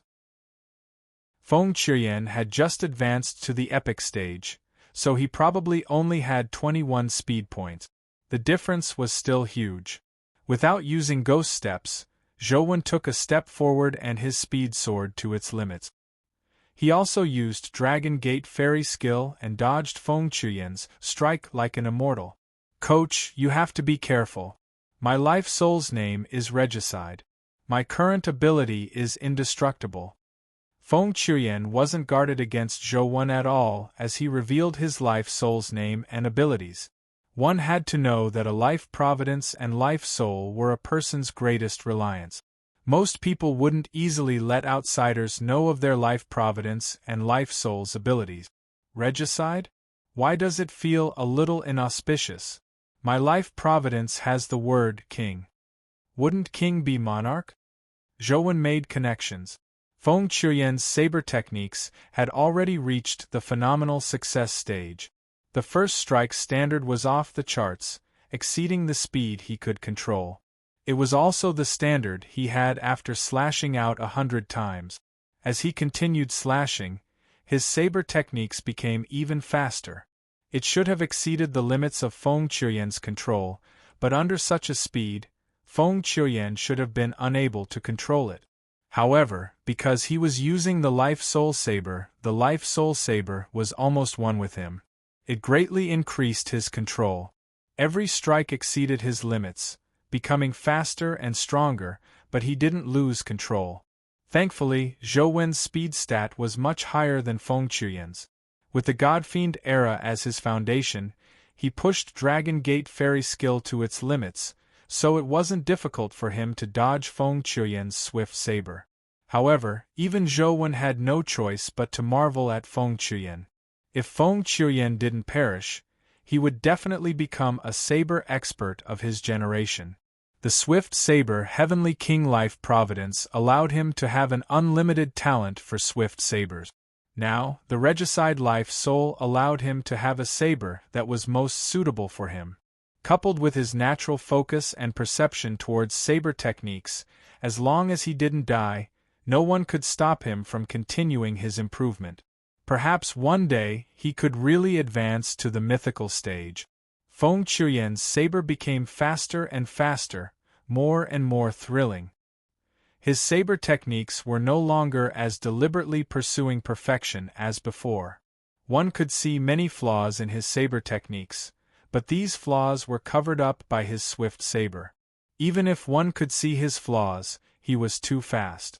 Even if one could see them but not catch them, it was equivalent to the flaws not existing.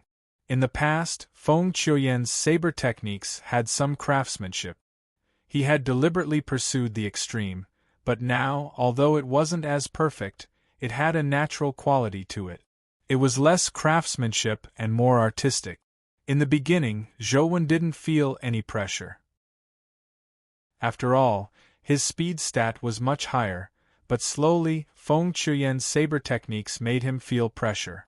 It was a saber technique that had broken through to the extreme. It had infinite possibilities, but Zhou Wen had to give him a chance to showcase it. Otherwise, if he were to be defeated in the first move, Feng Qiuyan wouldn't have infinite possibilities. Under the swift saber that could kill in the blink of an eye, Zhou Wen was as elegant as an immortal. He dodged one saber strike after another without touching the ground. While fighting Feng Qiuyan, he also sensed the characteristics of the Godfiend era primordial energy art and the Godfiend life providence. The Godfiend era primordial energy art was unpredictable. The Godfiend life providence gave Zhou Wen the ability to control space.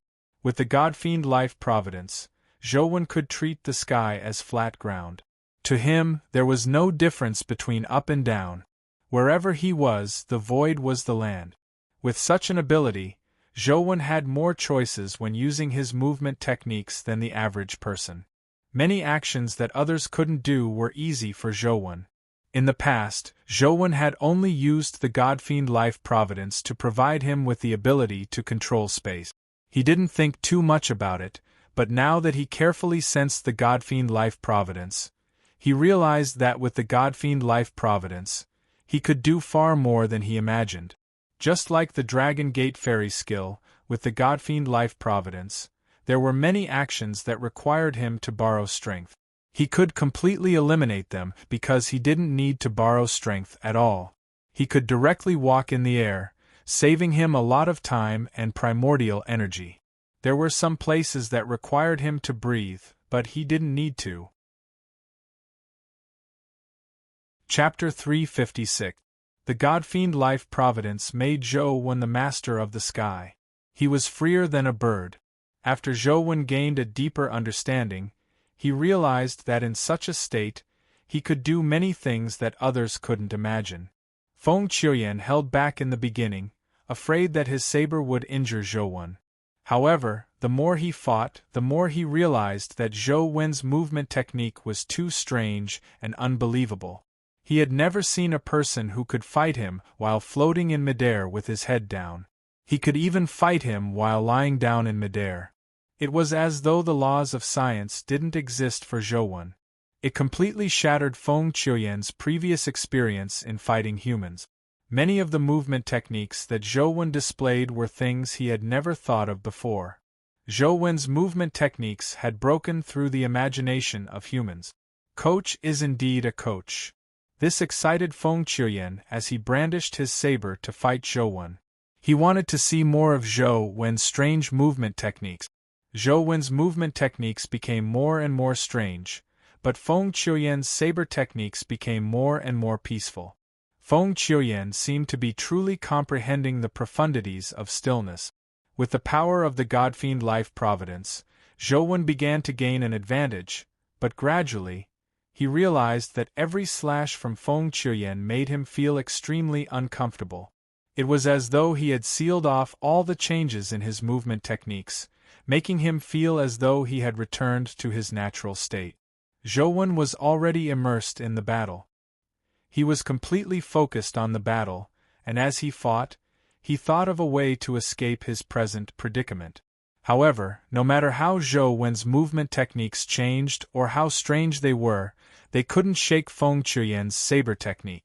Every strike of Feng Qiuyan's had turned complicated into simple. He saw through thousands of changes and finally, it all came down to one strike. With a single strike, Feng Qiuyan's saber techniques were finally at the phenomenal success stage. Zhou Wen's movement techniques constantly changed, but he could barely dodge Feng Qiuyan's saber technique. However, the space he could move in decreased as he was constantly suppressed by Feng Qiuyan's saber technique. This powerful pressure not only didn't make Zhou Wen flustered, but he also felt a faint sense of excitement.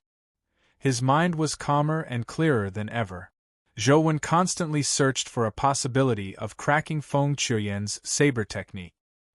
He squeezed out every possibility he had, hoping to make the impossible possible. The Godfiend life providence and Godfiend era primordial energy art were also constantly being squeezed, allowing Zhou Wen to deeply sense their existence and effects. Only by doing so could Zhou Wen make better use of them. Gradually, Zhou realized that the Godfiend era and the Godfiend life providence were somewhat different from his previous understanding. They did have a powerful augmentation effect on speed and flight, but their true strength wasn't just that. This essence energy art that came from a foreign land seemed to have a more profound meaning. As usual, Wei Guo arrived at the training ground early in the morning. He didn't come so early to train, but to wait for someone. The vice principal, who was in charge of managing the training grounds, didn't have much power in the academy and usually didn't care about anything. However, Wei Guo knew that this vice-chancellor looked like a vice-chancellor without any real power in the college, but in fact, he had a very deep background. According to the information Wei Guo had obtained, a few years ago, a president of the student council was able to stay in the school to teach. It was thanks to this vice-chancellor. One had to know that even the managing vice-chancellor couldn't do it, but he had done it. Therefore, after Wei Guo heard that the vice-chancellor would sometimes come to the training ground in the morning to take a look, he would basically come to the training ground every morning and pretend to practice in order to leave a good impression on the vice-chancellor. He even wanted to establish a relationship with the vice-chancellor so that the vice-chancellor could give him some help in the future when it came to retaining his teaching position. Wei Guo knew how important it was to him to stay in the school to teach. And Jing could disdain the position of student council president, and Li Xian could also disdain the qualifications to stay in the school, but he couldn't. He wasn't an elite like Jing, nor did he have Li Xian's family background. If he wanted a future for himself and his family, staying in the school to teach was undoubtedly the best path. In this era that was fraught with danger, the college was undoubtedly one of the safest places. Staying in Sunset College, and bringing his parents here, had always been Wei Ji's goal. Furthermore, he had been working hard for it, even by hook or by crook. However, it was just too difficult to stay in Sunset College to teach. It was so difficult that Wei Guo didn't want to give up any hope. When Wei Guo arrived at the training ground, it was still very early. Only a few students were using various equipment to practice in the hall, and he didn't see the vice-chancellor. Wei Guo was very satisfied with this. He entered the changing room and changed into a set of movement techniques for practice. He planned on finding a more conspicuous spot to practice and wait for the vice-chancellor to arrive. However, when Wei Guo passed by a training room, he heard a faint sound coming from inside. The sound resembled the sound of a blade tearing through the air. Someone is using the training room so early. Wei Guo was somewhat curious as he walked to the door of the training room. He pushed the door and realized that it wasn't locked, so he pushed it open and looked inside. When he saw it, his eyes immediately widened. He saw two figures fighting in the training room. One of them used a saber, and the saber technique sent a chill down his spine. Just standing outside the door and watching made Wei Guo feel the fear of being killed by the saber beam. The other person didn't use any weapons. He only relied on his movement techniques to dodge the terrifying saber technique. Despite such a terrifying saber technique, his figure remained as elegant as an immortal. Wei Guo had also seen many tutors use saber techniques and movement technique. As the president of the student council, he had more opportunities to interact with tutors than ordinary students. He had also had the opportunity to be in some tutors' exclusive venues. He had seen many tutors fight, but the saber techniques and movement techniques of the two people in front of him gave him a feeling he had never felt before. They seemed to be stronger than the tutors he had seen in the past. Zhou, Feng Qiuyan. Wei Guo recognized the two of them and was stunned. He couldn't believe that the two people fighting here weren't tutors, but students like him. Furthermore, they were juniors of a lower grade. Wei Guo stood outside the door and watched the two of them fight in a daze. He pushed the door open without entering or retreating, as though he was in a daze. Boom! At that moment, Zhou Wen's aura erupted as an indescribable force spewed out of his body like a burning transparent flame. He's condensing a life soul.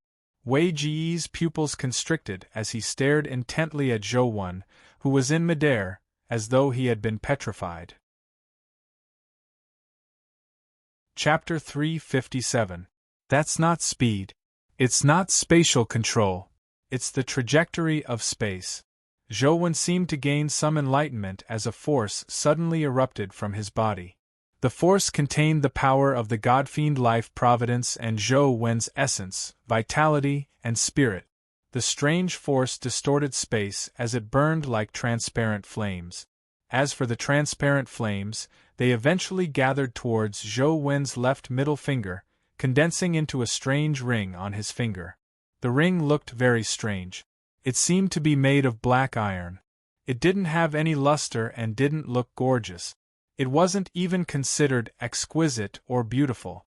It was a simple metal ring with a ghastly face on it.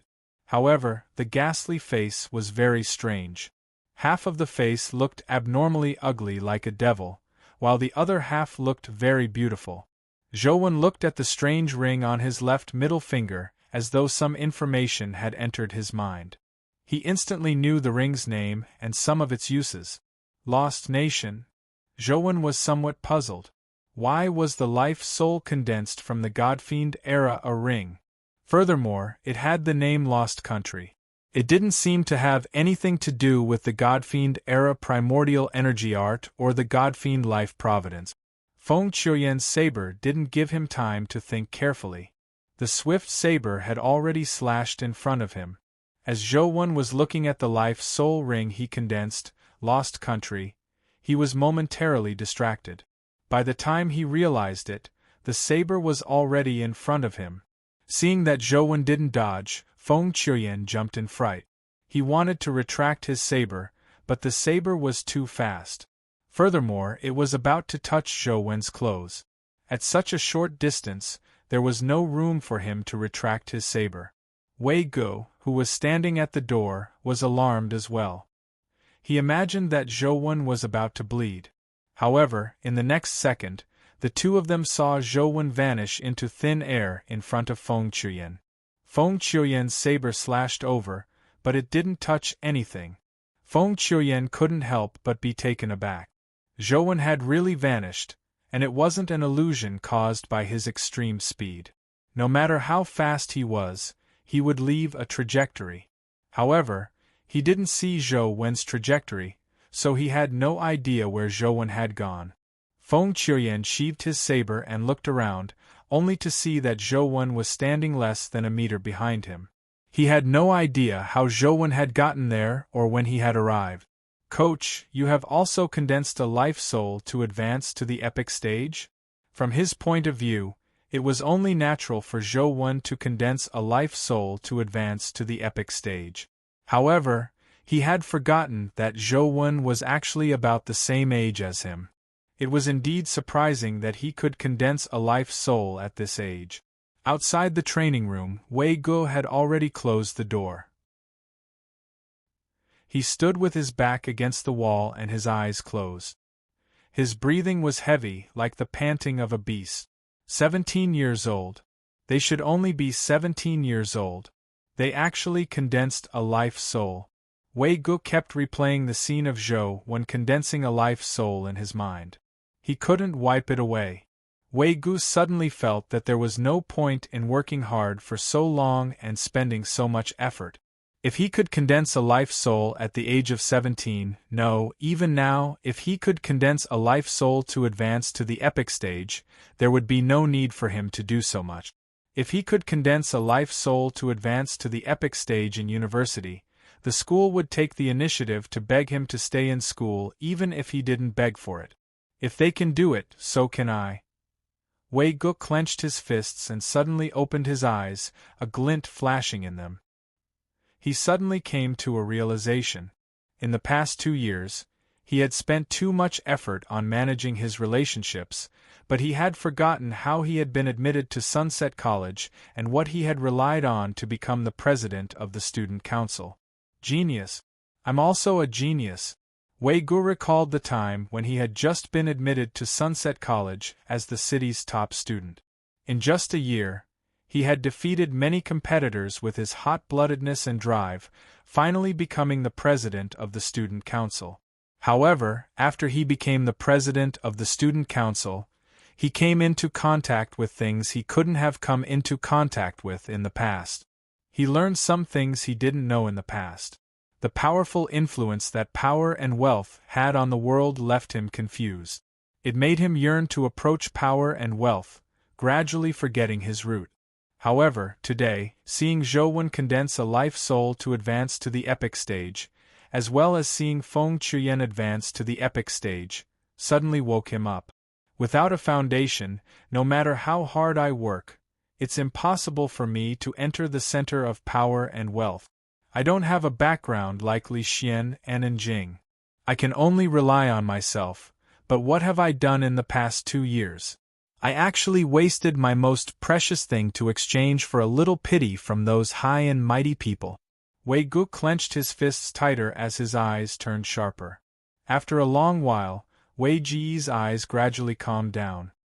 He turned around and took a deep look at Zhou and Feng Chuyen, who were sparring in the training room again. Then, he calmly turned around and left. Wei Gu was still as calm and confident as before, but he seemed to be different from before. There seemed to be something in his eyes. Zhou, Feng Chuyen, I'll push open the door and stand in front of you next time. However, the me then will definitely not be the present me.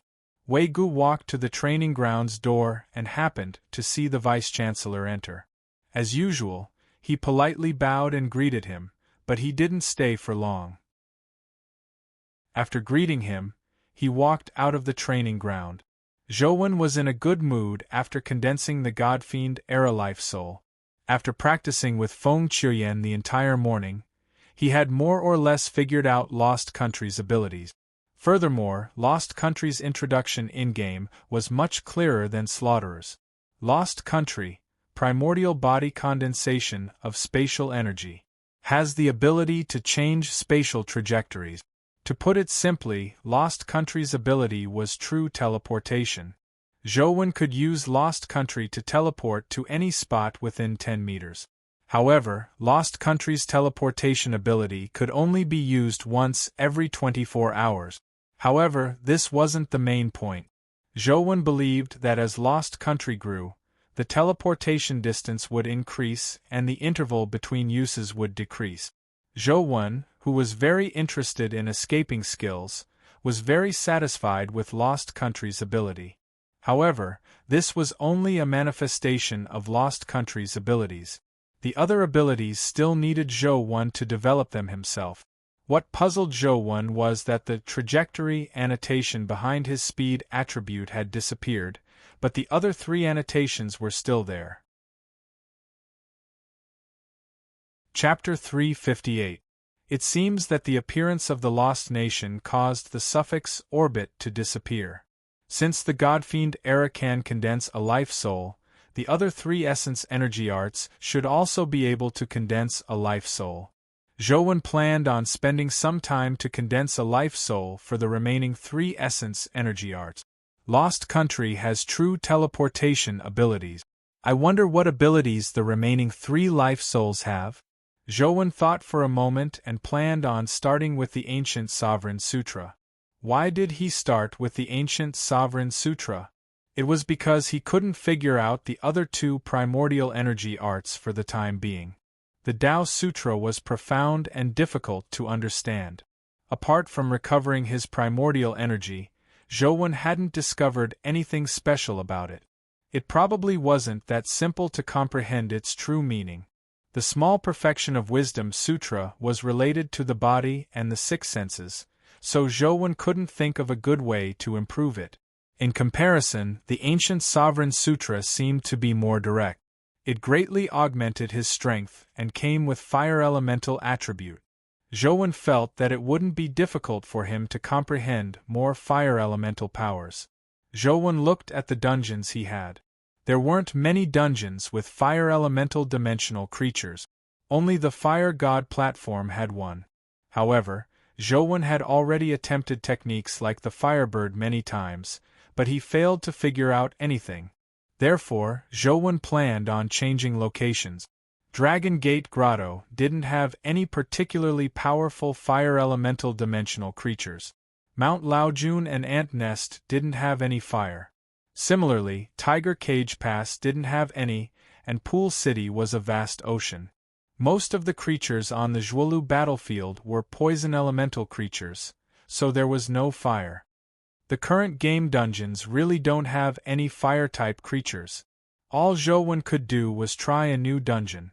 He went online to search for information on Sunset College's dungeons, hoping to find a dimensional zone with fire elemental creatures. If he really couldn't find it, Zhouwen planned on using the chick. After all, it was also fire elemental, so it should be of some use. It shouldn't be difficult to tease it and get it to spew out flames. However, the chick's flames were a little terrifying. Unless absolutely necessary, Zhouwen didn't plan on touching it. It wasn't difficult to find dungeons with fire elemental creatures. Soon, Zhouwen found one. Furthermore, it didn't require a special pass. Zhouwen immediately got up and planned on taking a look. He wanted to find the tiny palm symbol and enter a new dungeon. The place Zhouwen was heading to was called Magma River. It was also underground, but it was different from dungeons like Pool City. There was no city there, just an underground magma river. There were many fire elemental dimensional creatures nearby. As magma river's value wasn't high, most fire elemental dimensional creatures had the ability to survive in magma. It was relatively difficult to hunt them, and the benefits weren't high. Apart from students and otherworldly masters who needed fire elemental primordial energy skills, ordinary people rarely came to Magma River. Naturally, no one supervised it. Zhouwen encountered quite a number of students on the way, but they were all heading to other dungeons. When he arrived near the Magma River, there was no one to be seen. From afar, he felt a heat wave blow at him. Thankfully, Zhouwen's physique was already very strong. If it were any ordinary person, they would have long been drenched in heat. If they stayed in such a place for an extended period of time without any water to replenish themselves, it would probably be very easy for them to dehydrate. Scarlet magma slowly flowed out of the underground cave. The scarlet light formed a stark contrast with the nearby black rocks, illuminating the underground cave without making it dark. Before Zhouwen approached the magma river, he saw a person squatting beside it. From his clothes, it was likely a school uniform. "Gu Dian, what are you doing here?" Zhouwen walked closer. Although he could only see the back, he recognized the person. There was no other way about it. Gu Dian's figure was too tall and muscular. It was difficult not to recognize him. "Fishing."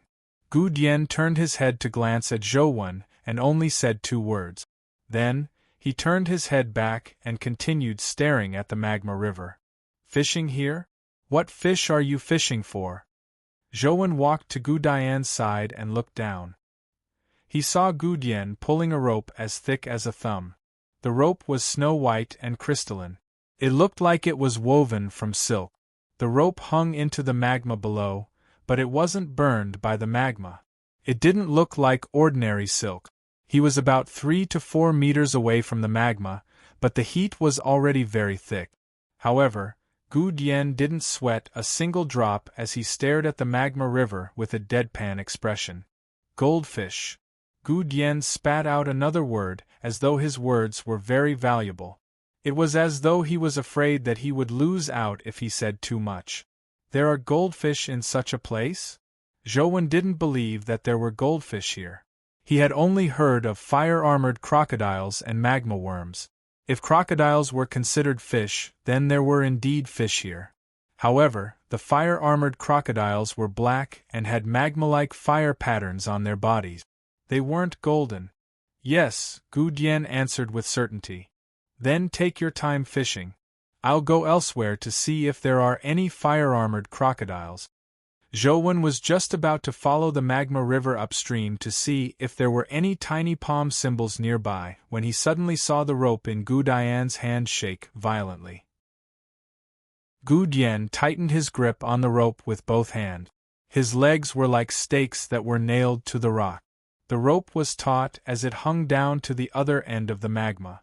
However, it kept moving, as though something was pulling at the rope in the magma and spinning it. Zhouwen was attracted by the situation on Gu Dian's side and couldn't help but stop to watch. Crack! The rock beneath Gu Dian's feet shattered as his legs sank into the rock. His entire calf sank in. What powerful strength! This fellow should be at the peak of the legendary stage, right? Zhouwen had always been curious about Gu Dian's strength. He had defeated Gu Dian once before, but later, he realized that Gu Dian's strength wasn't limited to what he had defeated. However, as the two of them didn't have the chance to fight, Zhouwen didn't know Gu Dian's true strength. From the looks of it, it was definitely more than what he had shown back then. Gu Dian had likely shown mercy back then. At the very least, his strength was about 20 points. Despite Gu Dian's strength, he still couldn't pull the rope. This was because the force coming from the rope was too strong. Gu Dian's legs were like plowing the ground, plowing 2 trenches in the rock. He was about to be pulled into the magma river. Zhouwen hurriedly flashed to Gu Dian's side and grabbed the rope with both hands. He used Gu Dian to pull with all his might. Although his strength wasn't as high as his speed, it was still at 28 points. With a pull, he immediately stopped the rope from sagging. However, when Zhouwen tried to pull the rope up again, he found it abnormally heavy. It was as though he was in a tug-of-war with a heavyweight player. He couldn't pull it. Release it when I loosen it. Pull it when I pull it, Gu Dian suddenly said. All right. Zhouwen sensed Gu Dian's strength. When Gu Dian exerted strength, he exerted strength. When Gu Dian released the rope, he also retracted his strength. After about half an hour, Zhouwen felt the strength on the rope weaken significantly. At that moment, Gu Dian suddenly roared, "Pull!" Zhouwen hurriedly used all his strength to pull the rope with Gu Dian. The rope was pulled out of the magma, and on the other end of the rope, a goldfish with golden scales and a tail that resembled a robe leaped out of the magma. Its body was still burning with golden flames. Chapter 359. Plop! After the goldfish leaped out of the water, it suddenly flicked its tail and landed back into the magma, nearly dragging Zhouwen and Gu Dian in. The two of them couldn't help but use their strength together. With a bang, the rope made of white silk actually broke. Gu Dian pulled up the remaining white silk rope, and the goldfish was nowhere to be seen in the magma river.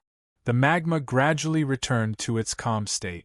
What level of dimensional creature is that goldfish? Why is it so strong? Zhouwen asked. He and Gu Dian had failed to pull the goldfish up with their combined strength. It was at least a top-notch epic creature, but if it was an epic creature, how could it leave without counterattacking? Epic stage. Gu Dian put away the rope and got up to leave. Are you leaving just like that? Aren't you going to continue fishing? Zhouwen asked in puzzlement. The rope has snapped. There's no bait. Although Gu Dian was a man of few words, he could still let others understand what he was trying to say. What bait do I need to fish for such goldfish? Zhouwen planned on trying to fish for such goldfish after he downloaded the dungeon. Ice silkworm. Gu Dian left after saying that. Zhouwen had never heard of an ice silkworm, but it sounded like a dimensional creature. Is there any special use for fishing this thing? Zhouwen pressed again. Feeding the cat. Gu Dian's voice drifted over from afar, leaving Zhouwen stunned. Catching an epic creature to feed to the cat? Zhouwen really couldn't understand Gu Dian's train of thought. After Gu Dian left, Zhouwen walked up the magma river, but he didn't find the tiny palm symbol. Instead, he saw a fire-armored crocodile lying on the bank of the magma river. The fire-armored crocodile was nearly 4 meters long. Its magma-like scales were covered in dark red magma patterns. Although it was only a legendary creature, it could spit out scorching flames. Furthermore, it was extremely powerful. It was considered a top-notch legendary creature. Before Zhouwen even approached, the fire-armored crocodile had already discovered his existence. It opened its mouth and spat out a flame that flew several meters away like a flamethrower. Zhou didn't dodge the flames of this level despite wearing the armor formed by the stone chi. He circulated the ancient sovereign sutra and punched the flames. Bam! The flames were blasted apart, and in the middle was a blob of magma. The magma splattered in all directions. Flames of this level couldn't injure Zhou at all. The fire-armored crocodile spewed out flames again. Zhou didn't kill it, allowing it to keep spewing fire. Then, he used the power of the ancient sovereign sutra to blast the flames apart in an attempt to sense the profundities of the fire elemental powers in the ancient sovereign sutra. However, Zhou quickly realized that apart from heat, he couldn't sense any profundity in the flames. It was purely because the temperature was high enough. After fighting for a while, Zhou didn't feel much, but the fire-armored crocodile was so exhausted that it couldn't spit out any more flames. It turned around and fled into the magma river, swimming into the distance. Perhaps the flames aren't strong enough. I'll see if I can encounter a magma worm later. That's an epic fire elemental creature. Its flames should be much stronger than the fire-armored crocodile's. Zhou didn't chase after the fire-armored crocodile. Killing a legendary creature was meaningless to him, so he couldn't be bothered. As he walked, he searched for the tiny palm symbol. Unfortunately, he didn't find it. Instead, he encountered a group of more than 10 fire-armored crocodiles by the shore. One fire-armored crocodile's flames aren't strong enough. A dozen should be enough, right? With this thought in mind, Zhou charged into the fire-armored crocodile horde. Li Weiyang was in a bad mood. She had invited a few of her sisters from the Weiyang Club out for an activity, but to her surprise, one of them had brought her boyfriend. It wasn't a big deal to bring a boyfriend, but this person was somewhat irritating. Li Weiyang originally planned on hunting some mortal stage demonized soldiers, but this person insisted on coming to the magma river. The members of the Weiyang Club were basically at the mortal stage. Only Li Weiyang had recently advanced to the legendary stage, but her stats hadn't improved. It was meaningless to bring them to the magma river. The lowest level dimensional creature here was the fire-armored crocodile, a very powerful creature at the legendary stage. Even Li Weiyang found it difficult to put up a fight against it, much less her sisters who had yet to advance to the legendary stage. However, the man strongly recommended them to come to the magma river. With the girl's encouragement, Li Weiyang and company didn't wish to embarrass her, so they reluctantly followed him to the magma river. Thankfully, the dimensional creatures in the magma river wouldn't stray too far from the magma river. Although they couldn't beat them, they wouldn't be in danger as long as they didn't approach the magma river. Although they didn't have to worry about safety, Li Weiyang had originally organized a hunt with everyone. Now, all they could do was watch the man beat the fire-armored crocodile.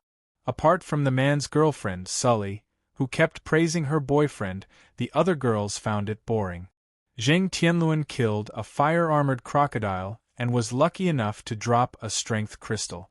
He returned to the girl's side and handed the strength crystal to his girlfriend, Sully. "Sully, this strength crystal is for you." "That's not good, right?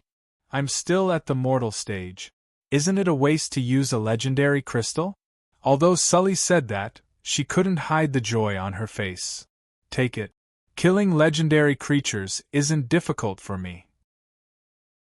It's very easy to get legendary crystals. I'm here to have fun with you today. All the gains are yours."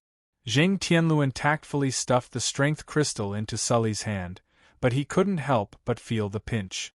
Zheng Tianluan had only advanced to the legendary stage a few months ago. Killing legendary creatures wasn't as easy as he made it out to be. The reason he had brought Sully and company to the magma river and not elsewhere was because it was relatively safe here. Furthermore, he had a snow snake companion beast. The snow snake saber that it transformed into was the nemesis of fire elemental creatures. Killing the fire-armored crocodile was easier than killing ordinary legendary creatures. Li Weiyang found it boring. She wasn't a beggar and didn't need charity from others. Furthermore, this didn't achieve the goal of training. If it wasn't for her friends, she would have turned around and returned. Zheng Tianluan continued leading them forward, but for some reason, it was very difficult to see any fire-armored crocodiles on the shore. There were some in the magma river, but Zheng Tianluan didn't have the ability to enter the magma river to kill them. Strange, why are all the fire-armored crocodiles in the river today? Zheng Tianluan muttered to himself awkwardly after walking a few kilometers with them, without finding any fire-armored crocodiles on the shore. Maybe because they knew you were coming to kill them, they were so scared that they ran into the river, Shueli said understandingly. Zheng Tianluan laughed out loud when he heard that. Then they sure are smart. There seems to be something ahead, a girl suddenly said as she pointed ahead. Li Weiyang couldn't bear to listen any further. When she heard that, she looked ahead and saw a figure walking by the magma river. She could vaguely make out a person wearing a school uniform. Chapter 360. It should be a classmate from our school. Let's go over and take a look. Li Weiyang was really bored. Seeing that there were classmates here, she suggested taking a look. Everyone agreed, but Zheng Tianluan was somewhat displeased. It was supposed to be a dot of green in a sea of red. If the person in front of him was a boy, wouldn't that be an additional dot of green that would divide his glory? However, if they continued walking forward, they would definitely bump into each other, so he didn't object. Li Weiyang sped up with everyone and soon saw that the person walking slowly by the riverbank was Zhou. Li Weiyang was slightly delighted as she shouted at Zhou. Zhou, what are you doing there alone? Zhou had long heard their footsteps, but he couldn't be bothered with them, so he didn't turn his head. Only when he heard Li Weiyang's shout did he stop and turn around. What else can I do here? I was wondering why I didn't see any fire-armored crocodiles by the riverbank. Did you kill them all? Li Weiyang walked in front of Zhou and said. No, I haven't killed any fire-armored crocodiles, Zhou said with a shake of his head. He really hadn't killed a single one. Zheng Tianluan heaved a sigh of relief when he heard that. He said with a smile, I knew it. For some reason, all the fire-armored crocodiles ran into the river today and aren't coming out. Zhou, shall we go together? Li Weiyang invited. I still have something to do. You guys go ahead. Zhou still needed to search for the tiny palm symbol, so it wasn't convenient for him to leave with them. Li Weiyang was helpless against Zhou. This fellow was completely different from her brother, Li Xian. She had no idea how they had become friends. Zhou is very busy. Let's not disturb him. Zheng Tianluan was immediately overjoyed when he heard that. Although something had happened to Zhou recently, Zheng Tianluan didn't believe that he could steal the limelight from Zhou. Since Zhou wasn't willing to leave with them, it was naturally for the best. Li Weiyang had no choice but to leave with Zheng Tianluan and company. She turned her head and saw Zhou slowly walking along the riverbank of the magma river. From time to time, he would look into the magma river. It was unknown what he was looking for. This fellow has been with Li Xian for so long, but he's still so unreasonable. What a freak. Li Weiyang thought to herself, but that's good too. If they were all as glib as Li Xian, it would be very boring. The group continued walking forward. In order to distance himself from Zhou, Zheng Tianluan deliberately sped up. Firstly, he didn't want Zhou to steal his limelight. Secondly, he didn't want to have anything to do with Zhou. After all, Zhou was Wang Mingyuan's disciple. It wasn't an honorable title. It wouldn't be good if he got too close to Zhou and got misunderstood. After walking for a short distance, Shirley pointed to the shore in front of them and said, There are fire-armored crocodiles there. Zheng Tianluan was delighted. He thought that it was time for him to perform again, but when he took a closer look, there were more than a dozen fire-armored crocodiles lying on the shore. He was shocked. His snow snake knife could deal with one fire-armored crocodile, but with so many fire-armored crocodiles, If he really rushed up, he would only be courting death. There are too many fire-armored crocodiles here. I'm afraid I won't be able to take care of all of you if we fight them. Let's change locations, Zheng Tianluan said. Li Weiyang naturally knew that he was no match for them, but there was no need to expose him. Just as Zheng Tianluan said, they circled around. After they circled around, Li Weiyang recalled that Zhou Wen was still behind. She wanted to go back and remind him not to step into the fire-armored crocodile's territory. However, when she looked back, she saw that Zhou Wen had already walked into the fire-armored crocodile's territory. The dozen or so fire-armored crocodiles instantly raised their heads and looked in Zhou Wen's direction. "Ah, Zhou Wen has alarmed those fire-armored crocodiles," a girl exclaimed. "Zheng Tianluan, go help." As Li Weiyang spoke, she summoned her companion beast and wanted to help. At the same time, she called Zheng Tianluan. Zheng Tianluan was somewhat embarrassed. He didn't know whether to go or not. He didn't believe that the three of them could deal with the group of fire-armored crocodiles. All he could do was pretend not to hear and stand there without moving.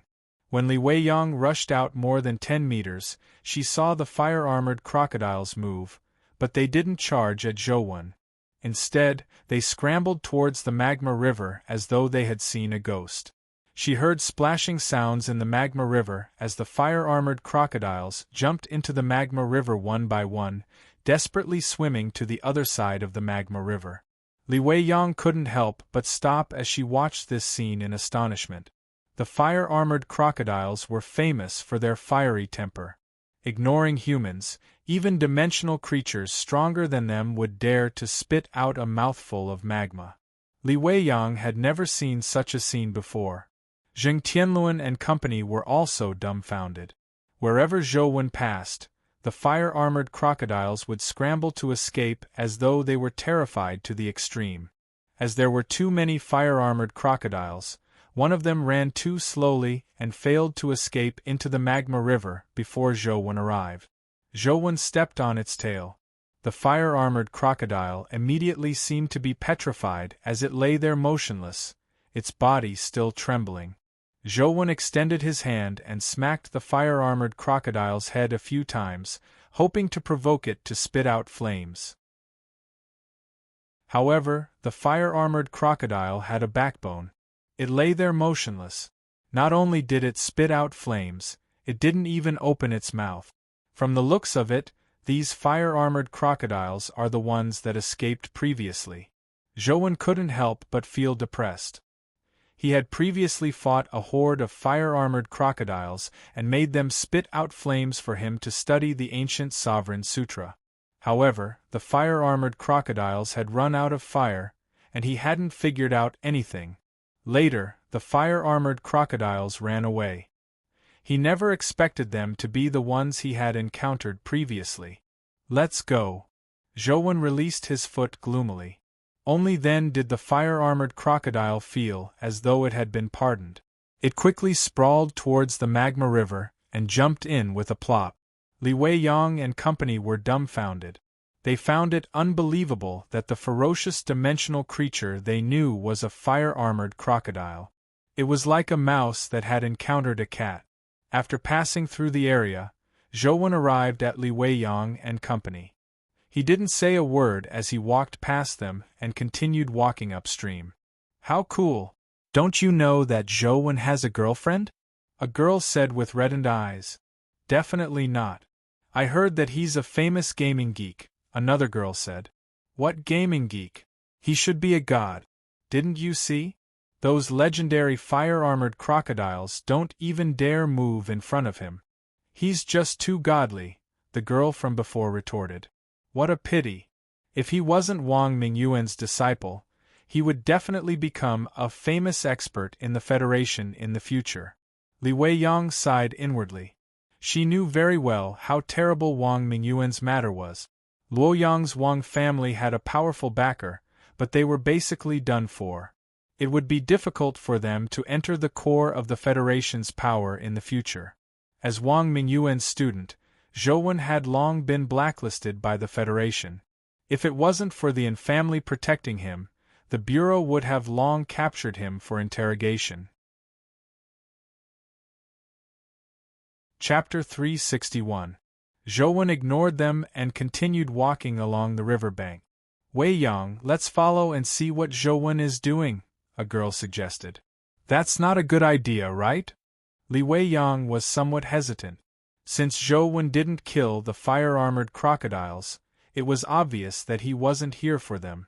Li Wei Yang was somewhat curious about what Zhou was doing here, but it didn't seem appropriate to follow him.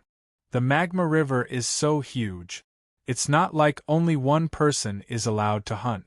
Zhou didn't say that he was going to book the entire place and didn't chase us away. It shouldn't be a problem, right? The girl from before said. That's right, President. We'll just slowly walk behind him. It won't be a hindrance to him, another girl said. Apart from Zheng Tianluan, the other girls were very interested in following. Li Weiyang thought for a moment and said, All right then. Let's continue forward. Although Zheng Tianluan was somewhat unwilling, he couldn't object since everyone was so enthusiastic. All he could do was follow them forward. However, this time, they were even slower than Zhou and ended up lagging behind him. Zhou originally wanted to wait for them to pass before slowly searching for the tiny palm symbol, but he soon realized that they were leaving when he walked. They stopped when he stopped. Zhou decided to ignore them and slowly walked along the magma river. He didn't find the tiny palm symbol, and the nearby fire-armored crocodiles were afraid of Zhou. They fled into the magma river the moment they saw him, leaving Zhou bored. After walking for a while, he suddenly saw a 2-meter-tall magma spring spewing out from the magma river like a fountain. Zhou was delighted when he saw the magma spring. Before coming, he had carefully studied the magma river's information. The phenomenon of the magma spring was likely due to magma worms breathing in the river. Magma worms were epic creatures that lived in magma, but they didn't have the ability to breathe in magma. Every once in a while they would float up to breathe like whales.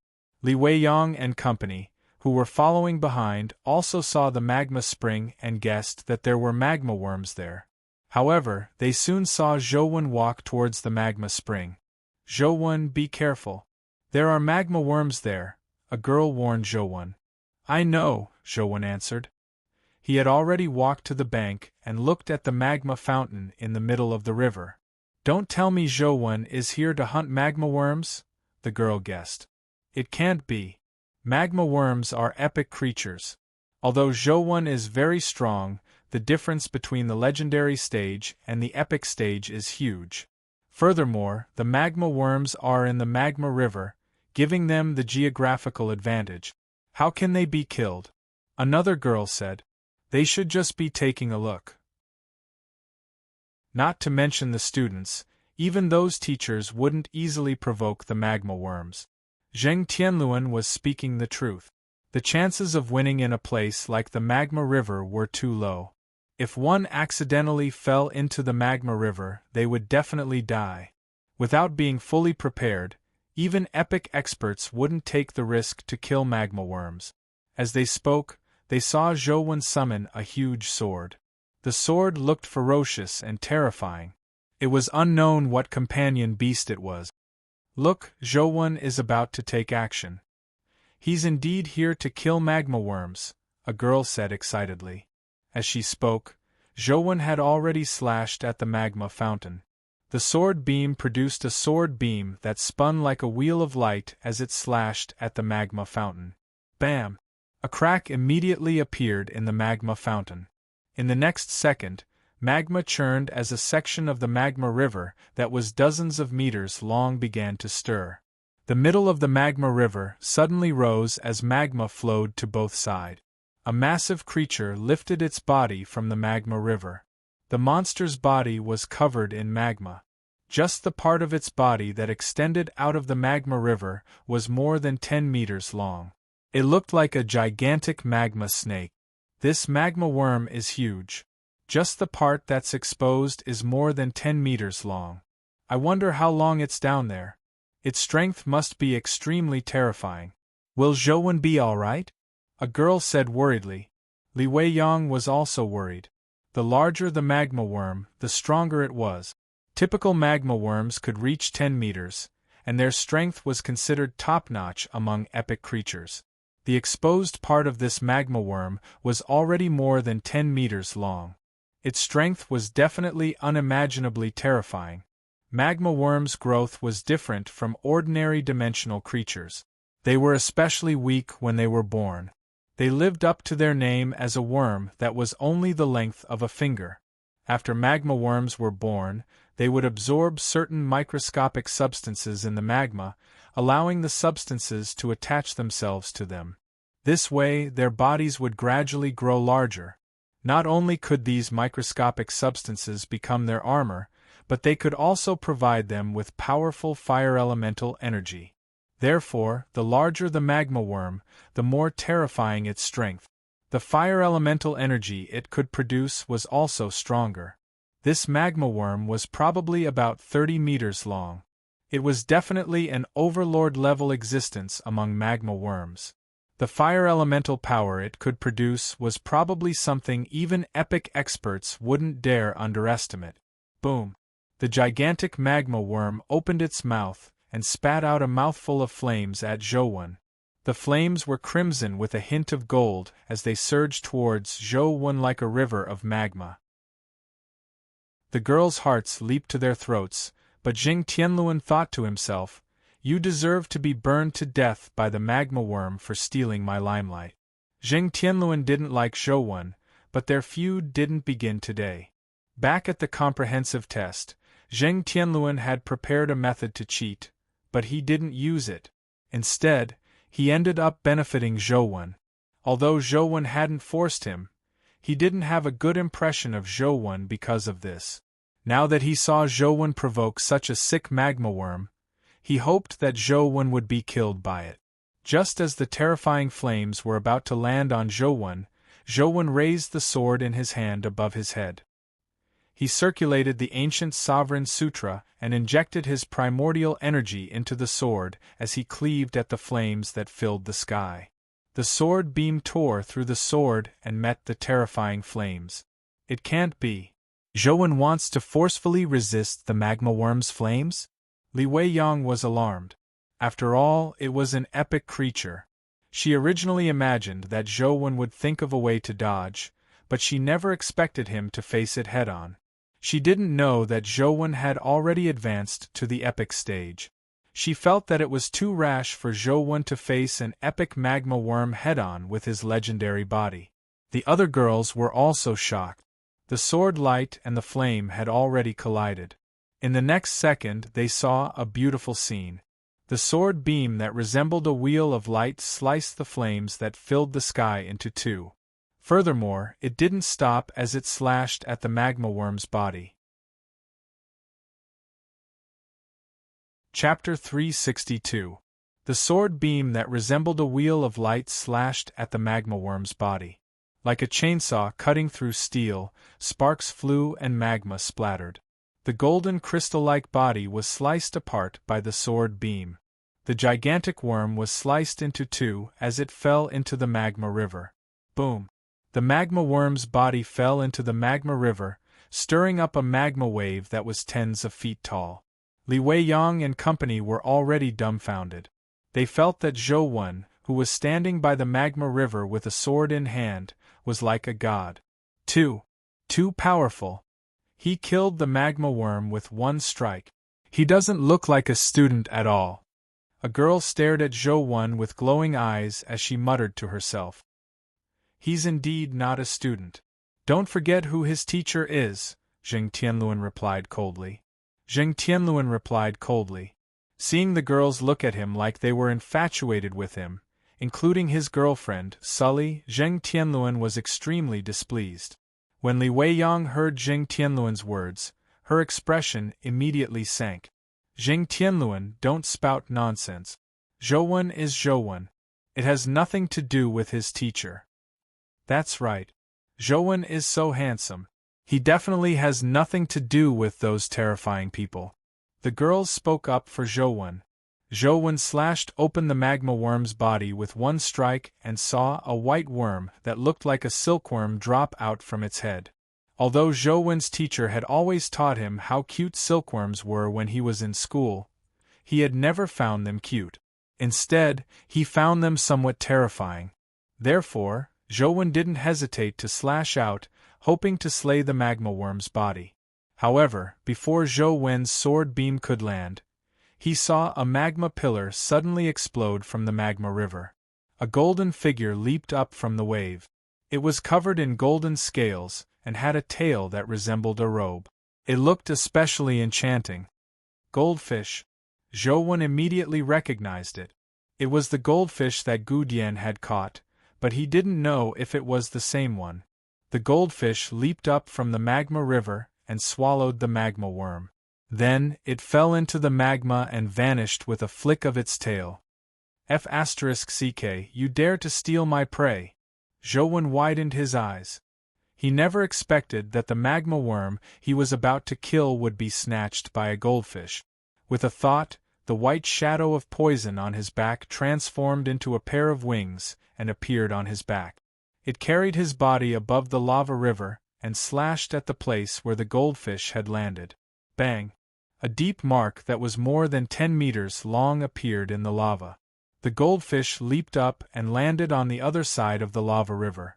Zhou Wen chased after it and slashed again, but the goldfish had already changed positions.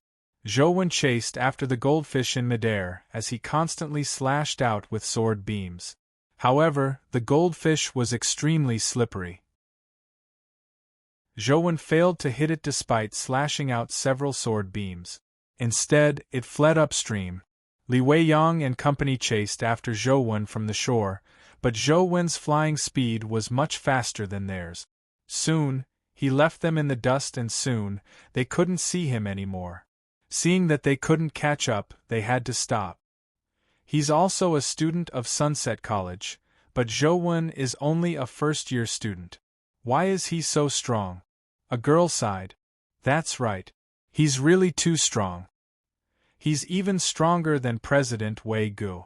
Killing a magma worm that's 20 to 30 meters long with a single strike is like a god descending to the mortal world, another girl said in deep thought.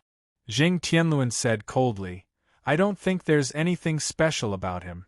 Although he's indeed very strong, he's still much weaker than President Wei. President Wei relied on his own hard work to achieve his present result.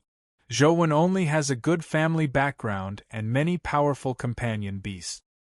Family background? What family background? I heard that Zhou Wen came from a small city. What kind of family background can he have? Most of the students didn't know much about Zhou Wen. The girls looked at Jing Tianluan curiously. Jing Tianluan curled his lips and said, I'm afraid you don't know yet. Zhou Wen was originally from a single-parent family. His father remarried not long ago. Do you know who his stepmother is? Who is it? The girls were indeed curious. His stepmother is Overseer An's mother, Ouyang Lan, the wife of the #1 family in Luoyang City, Jing Tianluan said. Ah, so that's how it is. Doesn't that mean he's Overseer An's younger brother? The girl covered her mouth in disbelief. That's why Zhou Wen can just say the word if he wants any resources. I heard that Ouyang Lan dotes on him very much, even better than in Jing. She gives him whatever he wants. Otherwise, where do you think he got so many powerful pets from? What ability does a student have to obtain such powerful companion beasts? You saw his sword just now. To be able to kill such a powerful magma worm, it's undoubtedly an excellent grade epic companion beast. Do you think a legendary student can incubate such a companion beast? Ouyang Lan must have gotten an epic expert to sacrifice himself and transfer the companion beast to Zhou Wen. Jing Tianluan clearly knew something about Zhou Wen, but he didn't know the details. Half of it was news he had heard, and the other half was his own guess. I never expected this to be the case. So Zhou Wen has such a powerful background. It's no wonder Wang Mingyuan's matter didn't implicate him. The girls looked enlightened. Now you know that it's not that Zhou is strong, but that his background is strong. Zheng Tianluan struck while the iron was hot and continued smearing Zhou. However, a girl covered her cheeks and said, I find Zhou so pitiful. As a stepson, and his father marrying into such a large family clan, he must have suffered a lot. I wonder how much suffering he endured to gain the recognition of the family and Ouyang Lan. That's right. It's no wonder Zhou is so antisocial. So that's why. We should give him more love. President, isn't your brother the president of the Xianwen Club? Isn't his relationship with Zhou very good? Why don't you discuss it with your brother? Our two clubs should do more joint activities. We should give Zhou more love. Otherwise, he's really too pitiful, another girl said. That's right. A stepmother's child is so outstanding. He must have put in unimaginable effort to have his present achievements. It's really touching. President, we have to love him more. Please let us have a gathering with the Xianwen Club. No, a joint activity, Zheng Tianluan gaped as he looked at the girls in a daze. He really couldn't understand what these girls were thinking. Chapter 363. Zhou chased after the goldfish and slashed at it, but the goldfish was very agile. It scuttled around in the magma. There were a few times when Zhou had lost sight of it, but it would jump out of the water as though it was provoking him. Zhou found something odd. This goldfish was undoubtedly a top-notch epic, but it never fought back. All it did was swim in the magma and didn't spit out flames like the magma worms and fire-armored crocodiles. Zhou didn't believe that it didn't have the ability to spit out flames. This was because this fellow's body burned with terrifying golden flames.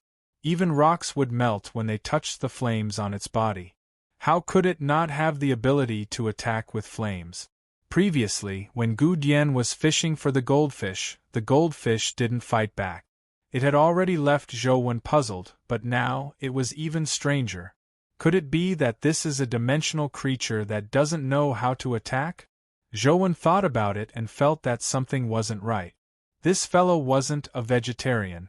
It had swallowed the magma worms as food and had even eaten the ice silkworm. At the thought of the ice silkworm, Zhou's eyes lit up.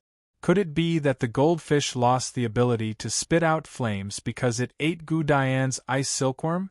The more Zhou thought about it, the more he felt that it was right. Although Gu Dian was powerful, he hadn't advanced to the epic stage. If he wanted to fish an epic goldfish, he definitely had to make some special preparations. Perhaps the ice silkworm was the goldfish's nemesis, causing it to temporarily lose the ability to control flames.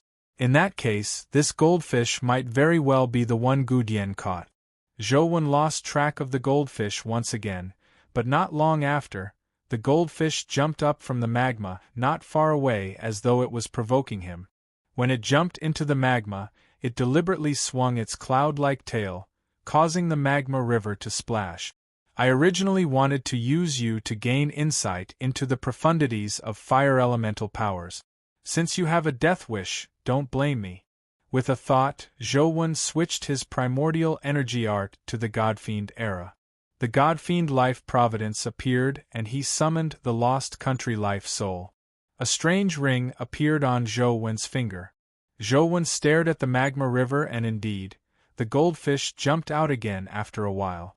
A strange glint flashed in the eyes of the half-ugly, half-beautiful ghost face on the lost country ring. Zhou's figure vanished abruptly. Almost at the same time, he appeared beside the goldfish. The Overlord's sword beam pierced through the goldfish's body. Looking at the goldfish that was skewered on the Overlord's sword like a roasted fish, it was completely dead. It could no longer be naughty, so Zhou dragged it to the shore. After typical dimensional creatures were killed, their corpses would rot faster than ordinary creatures. Zhou didn't want their corpses, but when he heard that Gu Dian wanted to feed the goldfish to the cat, he summoned the mutated stone chi and transported the goldfish's corpse back. On the way back, he didn't see Li Weiyang and company. They had likely returned. After leaving the dimensional zone, Zhou contacted Gu Dian and asked if he wanted the goldfish's corpse. Yes. Gu Dian's words were always concise. Before sending the goldfish's corpse to Gu Dian, Zhou first cut open the fish's belly and discovered a companion egg inside. It surprised him greatly. However, the goldfish did not seem to have any special abilities other than being able to swim in the lava. When he transported the corpse to Gu Dian, Zhou inquired about it. Indeed, Gu Dian told him that after the goldfish swallowed the ice silkworm, it would be unable to use its fire powers for a period of time. Gu Dian hadn't lied to him. He had really fed the goldfish's corpse to the cat. Furthermore, it was the litter Zhou had seen previously. However, after a few months, the kittens had grown quite big, almost catching up to the big cat's size. The big cat brought them to eat the fish meat that Gu Dian had sliced off and diced. It looked rather blissful. The present Gu Dian seemed to have transformed into a 3-star chef. While being meticulous, he had extraordinary patience. Even his ferocious appearance didn't seem as terrifying as before. He looked more gentle. Zhou turned around and was about to leave when Gu Dian suddenly said, "Goldfish, I owe you. Call me if you need anything." "All right." Zhou nodded and left the abandoned old campus. After returning to his dorm, Zhou eagerly hatched the goldfish companion egg. This fellow really needed a lot of primordial energy. In the beginning, Zhou believed that it wouldn't be difficult for him to hatch it, so he only supplied it with his primordial energy. However, in just an instant, nearly 30 points of primordial energy in Zhou body were drained. It gave him a fright as he hurriedly summoned the slaughterer life soul, allowing him to have an infinite supply of primordial energy. Only then did he stabilize the situation. The companion egg transformed into a golden stream of light and landed on Zhou arm, forming a goldfish tattoo with a twisting tail. Zhou summoned it. It looked like the goldfish he had seen before, its body burning with golden flames. However, the moment it landed on the ground, it immediately melted the ground. Zhou hurriedly summoned it back. This goldfish can't fly. It can only survive in the lava. It probably won't be easy to bring it along in battle, Zhou thought to himself. As Zhou thought to himself, he looked at the goldfish's in-game information. When he saw it, he nearly jumped up in joy. Fortune Goldfish. Epic Life Providence. Luck +6, Life Soul. Soul of Rock Flame Strength, 34 Speed, 39 Constitution, 28 Primordial Energy, 40 Talent Skill, Magma Bubbles Companion Form. None. After looking at the Destiny Goldfish's stats, Zhou wanted to laugh out loud. Finally, I have such a day. Didn't you forbid me from getting the baby tiger? Didn't I get an even better Destiny Goldfish? It's even better than the baby tiger. The baby tiger only has luck +5. Mine has +6. It's even better than Wang Lu's. Zhou felt delighted. He had been grinding the baby tiger for so long without any result. It left him somewhat depressed, but now, he was in an extremely good mood. Zhou originally planned on gaining insight into the goldfish's flames, but now, he put it aside. He logged into the game and went to the bat cave. He wanted to see how much the drop rate increased with +6 luck. He summoned the Destiny Goldfish and it immediately appeared with golden flames. It landed on the ground and in a short period of time, the ground melted into a magma pool that was more than a meter in diameter. The goldfish swam in it. Wherever it swam in, the soul of rock flame on its body would melt the soil and rocks into magma. However, no matter how fast it was, there was a process. Therefore, the Destiny Goldfish moved very slowly. Unless it was in a place like the magma river, this fellow could only engage in positional warfare, unable to pursue the enemy. It's time to show my true skills. Companion eggs, primordial energy skill crystals, poison crystals, high-level stat crystals. All of them come to me. Zhou summoned and drew his sword to charge at the swarm of poison bats. Chapter 364. A gorgeous drop. A ground full of stat crystals. He picked up companion eggs until his hands went limp. There were so many primordial energy skill crystals that he didn't wish to pick up. These scenes from Zhou Wen's illusion didn't appear. Not only did they not appear, but they also made Zhou Wen feel that his drop rate had decreased. Usually, when grinding the bat cave, he would get more than 10 stat crystals. Occasionally, a companion egg or a rare poison crystal would drop. However, after grinding the bat cave today, he had only obtained 3 attribute crystals, and none of the attribute crystals had a value over 25. What crappy luck. It's a lie, right? Is the luck stat that useless? Zhou Wen couldn't accept such an outcome. He felt that his intelligence and character had been insulted. He was already beginning to doubt life. Ignoring the fact that +6 luck is completely useless, my luck has worsened. From the looks of it, the effects of the luck stat have been exaggerated by others. If I had known this would happen, I wouldn't have wasted my time grinding the baby tiger. All my good time has been wasted. Zhou Wen felt depressed as he looked at the fortune goldfish's stat. Zhou Wen was dumbfounded when he saw it. When he snapped to his senses, he nearly spat out a mouthful of blood. The other stats of the fortune goldfish didn't change, but behind the life providence's luck, the annotation was different from what he had seen previously. Previously, Zhou Wen had seen luck +6, but behind luck was the annotation of bad luck +8. It can't be. My eyes must be playing tricks on me. I clearly saw luck +6 previously. It can't be wrong. Zhou Wen rubbed his eyes and looked again, but it was still bad luck +8. What the hell? Could it be that I want the luck pet too much that I mistook bad luck for good? That's not right. How could I have seen it wrongly? It was clearly luck +6 previously. No matter how bad my eyes were, the difference between bad luck and good luck is too great. Zhou Wen thought for a moment before exiting the game dungeon. Then, he went to his dorm to take a look. With this look, Zhou Wen's expression turned odd. Behind the fortune goldfish's life providence was indeed luck +6. Zhou Wen seemed to figure something out as he entered the bat cave and summoned the fortune goldfish. He saw bad luck +7.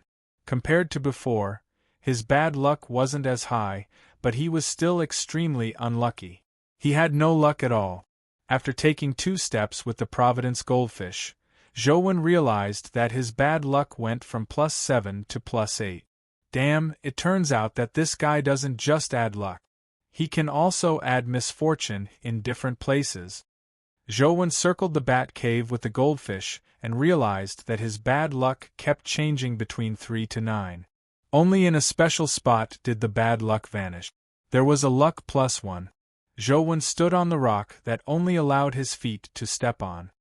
He was momentarily speechless. Such a crappy place only added 1 point of luck. Furthermore, he couldn't move. Just a little more and luck would immediately turn into bad luck. Zhou Wen left the bat cave and took the goldfish to try other game dungeons. Soon, he realized that the goldfish was far stranger than he imagined. In Dragon Gate Grotto, goldfish actually added wealth in most areas. Although it wasn't high, with the value fluctuating between 1 and 3, this attribute itself surprised Zhou Wen. When he reached Tiger Cage Pass, it also added bad luck. It basically jumped between 1 to 7. Zhou Wen didn't know if there was any place where he could add luck without walking through Tiger Cage Pass.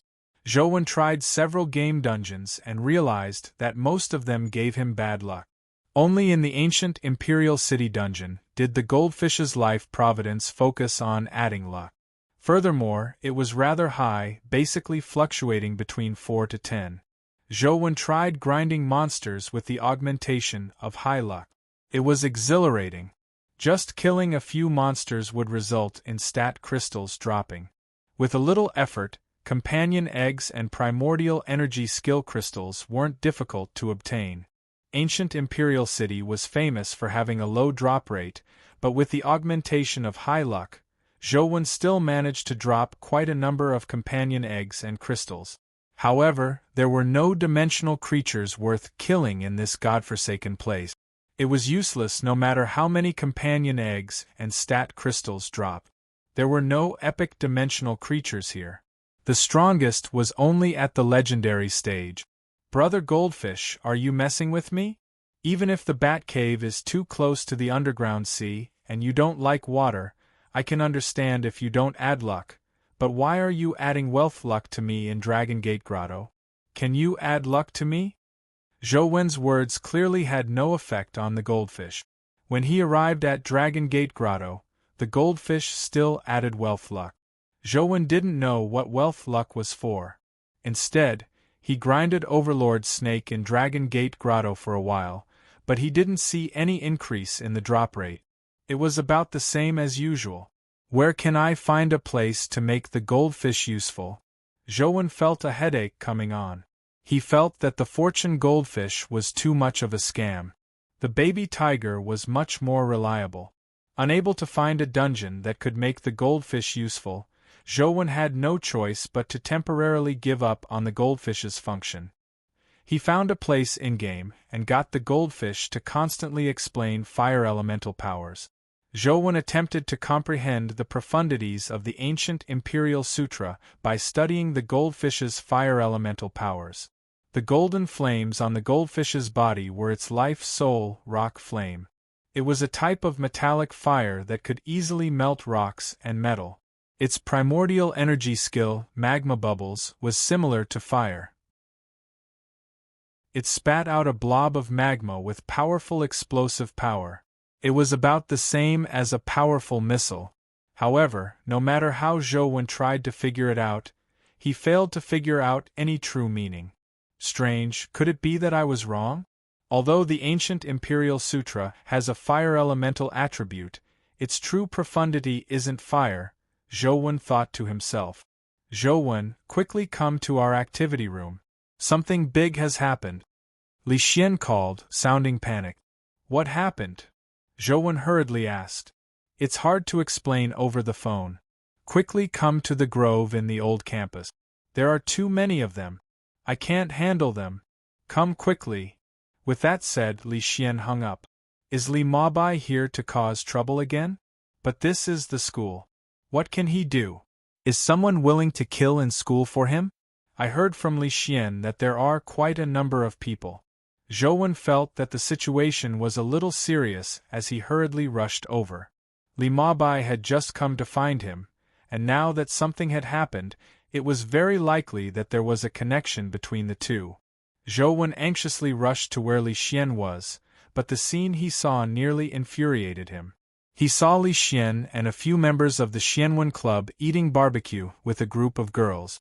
Li Xian was surrounded by quite a number of girls, and was indeed a little overwhelmed.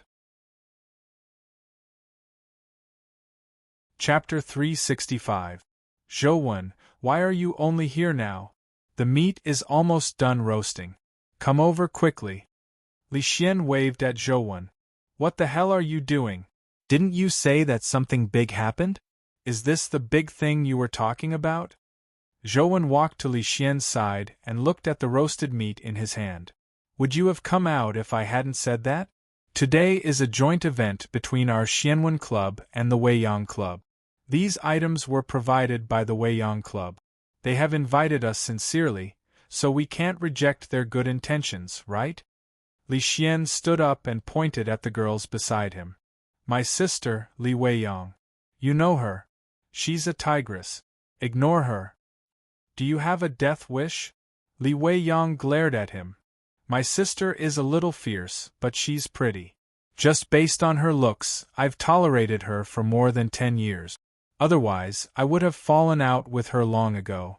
Li Xian pointed at the girl beside him and said, This is Zhang Miaomiao, the vice president of the Weiyang Club. She just told me that she wants you to guide her in her sword techniques. Teach her when you have the time. Hello, I'm Zhang Miaomiao. I'm good at finance and management. The girl was very generous as she stood up and extended her hand. Zhou extended his hand and shook hers. Our Weiyang Club welcomes you at any time. I have to learn sword techniques from you, but if you have any financial or investment needs, you can look for me.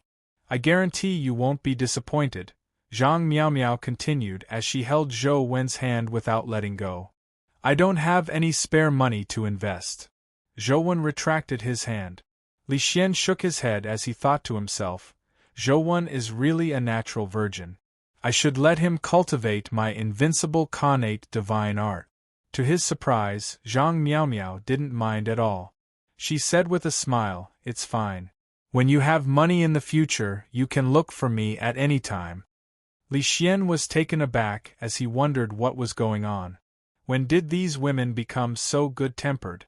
Following that, she introduced Zhou Wen to the other members of the Weiyang Club. They were all female and none of them were male. Furthermore, they expressed their goodwill towards Zhou Wen. Sis, what's going on?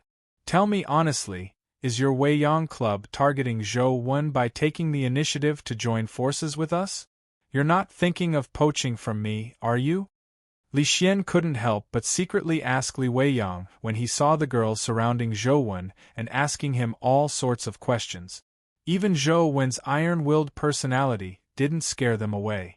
It has nothing to do with me. They said that Zhou Wen is too pitiful. He suffered all sorts of grievances at his stepmother's house and made the mistake of following such a teacher. Therefore, they want to give Zhou Wen some love and let him know that there's still warmth in the world, Li Weiyang said as she spread out her hands. Pitiful? You feel wronged? Li Xian felt that his brain wasn't enough to process it. He looked at Zhou Wen, who was surrounded by the women, and thought to himself, what's there to feel pitiful about? Ouyang Lan has been so good to him. She gave him whatever he wanted, but he didn't want it. There's also Wang Mingyuan. Although he's a super devil, he treats his students really well. I heard from Zhou Wen that he was able to advance to the epic stage thanks to Wang Mingyuan's help. Of course, Li Xian wouldn't tell Li Weiyang this. Li Xian had another thought. That's good too. Otherwise, with Zhou Wen's personality, which woman would be able to stand it? He would probably be single for the rest of his life. Now that someone is willing to accommodate him, who knows? However, Li Xian had clearly underestimated Zhou Wen's lethality. Zhou Wen sat there roasting meat as many girls sat beside him and spoke to him. However, all Zhou Wen did was grunt in response. He constantly spun the metal skewer in his hand and roasted the meat over the charcoal fire. It was as though he was more interested in the roasted meat than talking to the girls. In the beginning, the girls didn't mind. They thought that they hadn't mentioned anything that interested Zhou Wen, so they changed the topic to games and companion beasts. They had clearly come prepared. They mentioned some of the more popular games, but Zhou Wen didn't really like playing ordinary games. He had never played those games before or even heard of them. All he could do was tell them that he hadn't played those games before, leaving the girls who were good at chatting at a loss. The situation turned stiff as the girls had no choice but to chat among themselves. Your friend is really something. If he can find a girlfriend, I'll take your surname, Li Weiyang said to Li Xian with a smile when she saw the situation. Stop joking. We have the same surname. What's the point of taking my surname? Li Xian shook his head and said, there's nothing we can do about it. Zhou Wen's personality is a little introverted and a little straightforward. In a peaceful era, he would definitely be a nerd. I'm a little curious. How did you become friends with him? Your personalities are just too different, Li Weiyang asked curiously. Li Xian said with a smile, actually, making friends has nothing to do with personality. It's just like finding a girlfriend. As long as you suddenly take a liking to someone, you will feel that you can be friends regardless of the other party's flaws. So this is how you make friends? It's no wonder you were scammed. Li Weiyang rolled her eyes at him. The girls on the other side no longer chatted with Zhou Wen. It wasn't because they didn't want to, but because they couldn't continue chatting. Zhou Wen was a topic terminator. Any topic that came to him was gone like a black hole. No one spoke to Zhou Wen again. He was happy to relax as he continued roasting the meat with the metal skewer. As he roasted the meat, He thought about how he should study the Ancient Sovereign Sutra next. The Ancient Sovereign Sutra does have fire elemental powers. Why can't I figure out anything related to the Ancient Sovereign Sutra from the flames? Is my understanding of flames not deep enough, or is the true essence of the Ancient Sovereign Sutra not fire elemental powers? Zhouwen thought as he roasted the meat. In fact, Zhouwen was a little too anxious. Figuring out the profundities of primordial energy arts wasn't a simple matter. Typically, people cultivated primordial energy arts from the time they were in school until they graduated from college. Then, they entered society to study. Only those with decent talent in their 30s could figure out the true meaning of primordial energy art. Children of large families like Feng Qiuyan began practicing primordial energy arts from a young age. Their families invested a lot of manpower and resources into them. Furthermore, there were seniors who had cultivated such primordial energy arts to teach them their experiences. Typically, they would only be able to figure out the true meaning of primordial energy arts after the age of 20. And for someone like Feng Qiuyan to be able to comprehend it so quickly could be said to be a genius among geniuses. However, Feng Qiuyan had been practicing saber arts from a young age. This was also the result of extensive preparation. In the past, Zhouwen cultivated ascetic meditation, but it had been replaced by Lost Immortal Sutra. In less than a year of cultivating Lost Immortal Sutra, he had already advanced to the epic stage. It could be said to be a heaven-defying advancement speed. As for primordial energy arts like the Ancient Sovereign Sutra and the Godfiend era, he had never cultivated them before. They were only simulated by the Lost Immortal Sutra. Under normal circumstances, Zhouwen would need at least a few years to slowly familiarize himself with them and figure them out before he could understand their true meaning. Previously, in his battle with Feng Qiuyan, he had managed to comprehend the true meaning of the Godfiend era. Part of it was talent and part of it was luck. How could it be that easy to comprehend the Ancient Sovereign Sutra? Chapter 366. Roasted meat isn't roasted like this. Look at you. It's charred. Just as Zhouwen was in thought, he was jolted awake by a woman's voice. He looked up and saw that Li Weiyang had sat down on a chair beside him.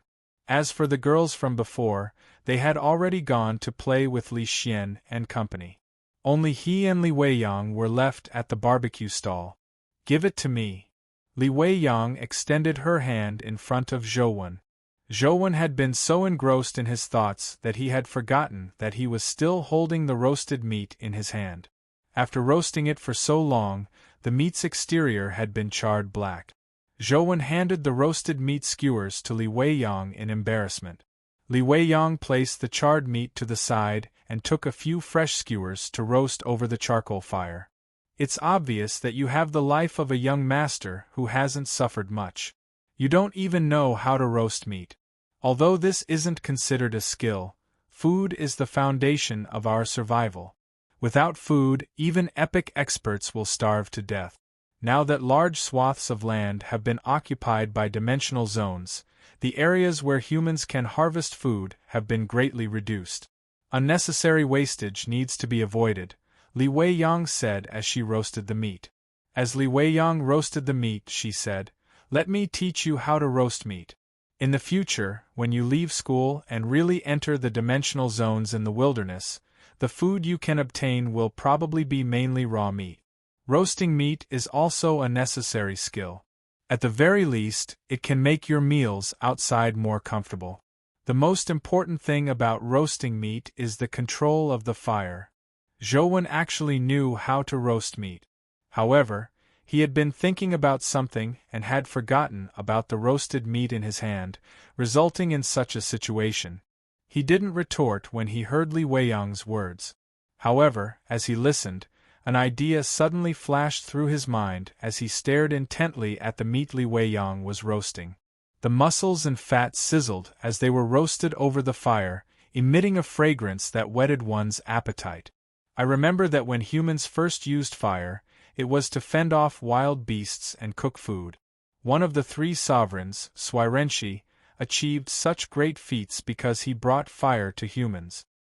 He was revered as the leader of the three sovereigns by the humans in the East District. Could it be that the fire elemental power in the ancient Sovereign Sutra isn't the destructive power of flames, but the vitality of flames? The more Zhou thought about it, the more he felt that he was right. He had always wanted to find the shadow of the ancient Sovereign Sutra in the power of fire, but the fire elemental power in the ancient Sovereign Sutra wasn't inclined towards lethality. Typical fire elemental primordial energy arts could achieve the effect of releasing fire elemental powers after advancing to the legendary stage with some primordial energy skills. However, the ancient Sovereign Sutra didn't have such an effect. The fire powers it contained were reserved. People say that water is the source of life, but they don't know that fire is the source of civilization. Without fire, perhaps the cold world wouldn't give birth to life. Without fire, humans wouldn't be able to eat cooked food and kill most of the parasites in food. Zhou looked at the meat roasted over the charcoal fire as more and more thoughts flashed through his mind. However, they were somewhat scattered and he hadn't grasped the main point. "I'm talking to you. Did you hear me? The next time you roast meat, don't burn it," Li Weiyang said as she roasted the meat. "It's too beautiful," Zhou said as he looked at the flames. At that moment, he felt that the flames were somewhat different from usual. They emitted a touching glow. Usually, when Zhou looked at the flames, he only felt their heat and lethality. But now, when he looked at the flames again, he felt that there seemed to be a rhythm of life energy in them. Although Zhou still couldn't accurately grasp the essence of the flames' influence on life, in his eyes, flames were no longer as simple as a destructive force. "What did you say?" Li Weiyang was slightly taken aback as she turned to look at Zhou. "It's really beautiful. I never noticed it. It usually looks so fiery, but it actually has such a beautiful side," Zhou said as he stared at the roasted meat. He was naturally referring to the flames. Li Weiyang wasn't an immortal, so she couldn't see what was on Zhou's mind. When she heard Zhou say that, she imagined that he was talking about her. She couldn't help but blush slightly as she said in embarrassment, "It's just roasting meat. It's not a big deal. It's not as good as you say." "No, to me this is the most important thing. It's just too beautiful," Zhou said as he stared at the flames. His body and mind were already attracted by the throbbing flames. Why do you have so much nonsense to say? Eat your roasted meat." Li Weiyang handed the roasted meat to Zhou. She was somewhat embarrassed to be praised like that, especially by a boy. Even she, who usually had a fiery temper, felt a little embarrassed. "I finally understand. So the true characteristic of fire isn't destruction, but life. The fire of life is its true beauty. I finally understand." Zhou stood up and walked back. He finally understood why he had been unable to figure out the true meaning of the ancient Sovereign Sutra. He had been going in the wrong direction from the beginning. Now, Zhou only wanted to return immediately and study the ancient Sovereign Sutra again. He couldn't suppress his excitement. Li Weiyang held the roasted meat and stood there in a daze. She watched Zhou run away, her mind filled with question marks. Flames? Beautiful? Moving? What the hell? What's wrong with Zhou? Li Xian walked over and asked Li Weiyang in puzzlement. "How would I know what's wrong with that lunatic?" "I'm not a lunatic." Li Weiyang angrily stuffed the roasted meat into Li Xian's hands and got up to leave. "What the hell? What's wrong with them?" Li Xian wore a dumbfounded expression, unsure why Li Weiyang was so angry. After Zhou returned to his dorm, he began studying the ancient Sovereign Sutra in the training room. Soon, he realized why the fire elemental powers that came with the ancient Sovereign Sutra were so weak. This wasn't because the ancient Sovereign Sutra wasn't strong enough, but because going too far was as bad as falling short. The true essence of the ancient Sovereign Sutra was life. If the power of fire was too strong, it would destroy everything, including life. Therefore, the power of fire had to be present, but it couldn't exceed a certain limit. It was the same principle as the sun's effect on humans. With the sun, there was day and night as well as the 4 seasons. With the sun, there was the possibility of life. However, if the land was too close to the sun, all the plants and animals on the land would be charred. No life could withstand it. It's just like roasted meat. If it's too raw, it can't be eaten. If it's charred, it can't be eaten. The most touching part of life is nothing more than that spark. Zhou vaguely felt that he had grasped something, but he couldn't grasp it accurately. For the next few days, Zhou spent his time in the training room studying the ancient Sovereign Sutra. His understanding of the ancient Sovereign Sutra's true meaning increased. Chapter 367. And Jing had been practicing the sun strafe art recently. Although she had improved greatly, she had failed to comprehend the true meaning of the sun strafe art and advance to the epic stage. With her talent, it shouldn't have been difficult for her to advance to the epic stage, but due to her body's ailment, she was unable to comprehend the true profundities of the sun strafe art. And Jing wasn't afraid of suffering. She could endure the excruciating pain of her old ailment every time she cultivated the sun strafe art.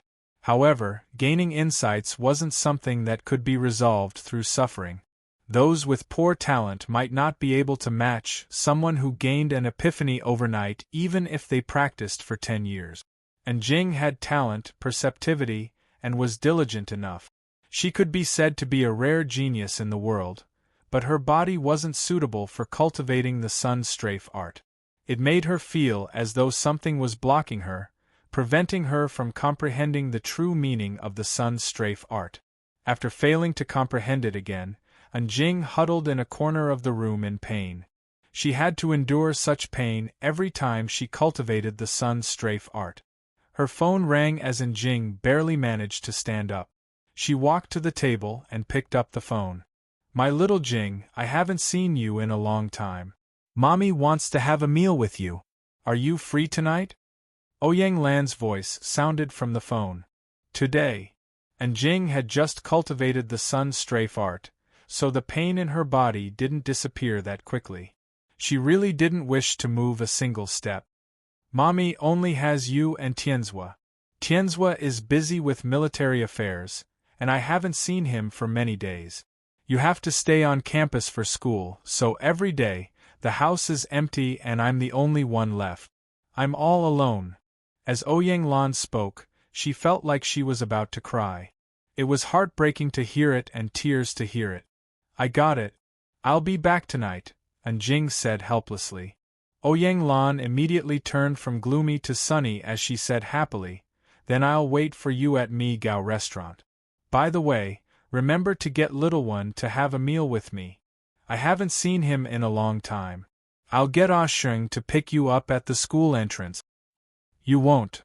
Before Jing could finish her sentence, a beeping sound came from the receiver. Ouyang Lan had already hung up, and Jing frowned slightly. Although she had already put aside the matter of the spot when she took the initiative to let Zhou replace her at the Holy Land, she still wasn't willing to face Zhou. Whenever she saw him, there was always a knot in her heart. She had always felt that if it weren't for her body's problems, she would be the most suitable candidate. She had the intention not to call Zhou, but since Ouyang Lan had already said so, she hesitated for a moment.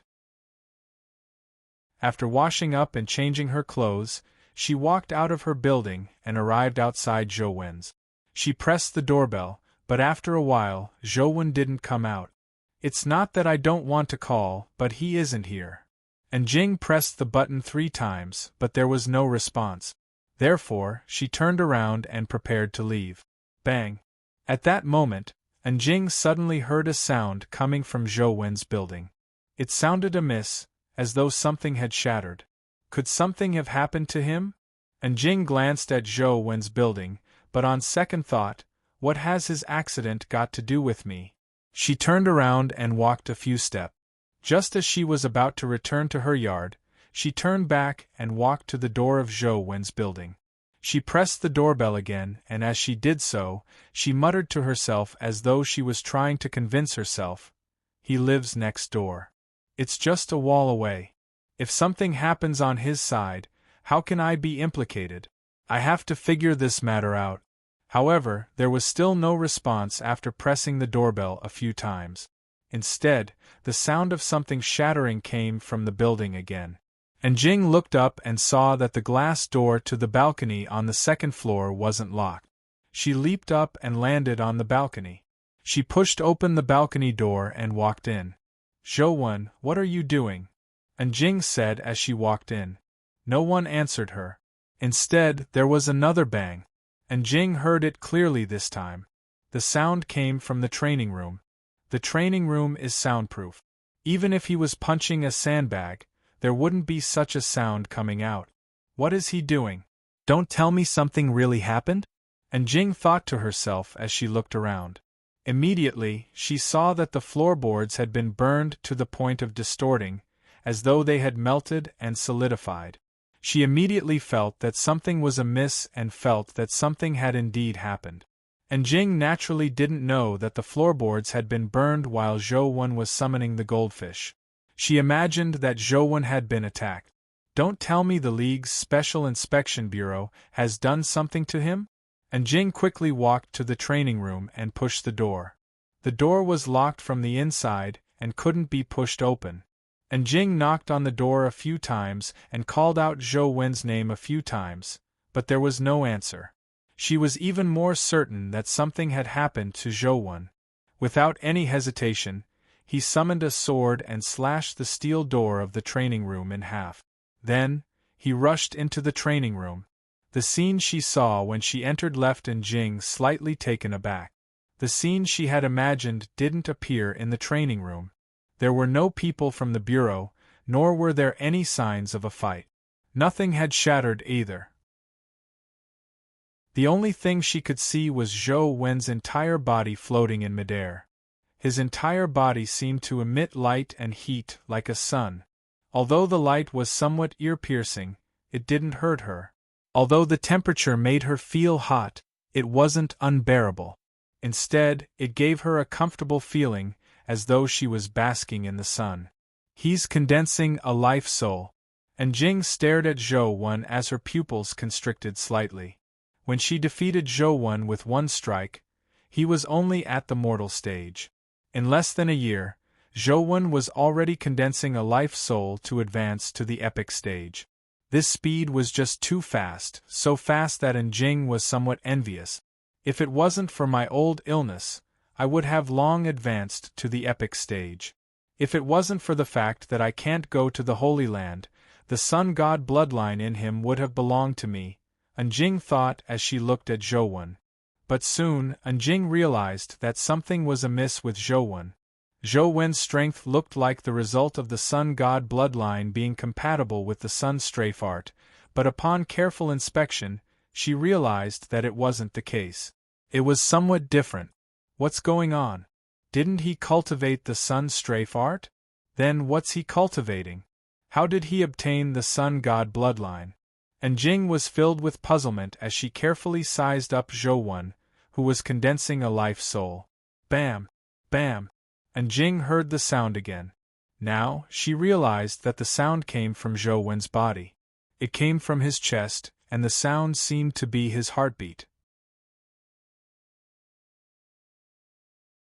Chapter 368. In ancient times where humans ate raw meat and drank blood, humans used the ground as their seats and the sky as their blanket. They fought countless terrifying creatures and used their bodies to resist the onslaught of frost, rain, and snow. One day, humans grasped the power of fire and pulled open the curtains to an era of blood and fire. Civilization was born. Fire represented destruction, but at the same time, it also represented hope. Countless scenes flashed through Zhou Wen's mind. In the glacial world, groups of humans huddled together in caves, but they were still trembling in the cold winds. There were people who closed their eyes and never opened them again.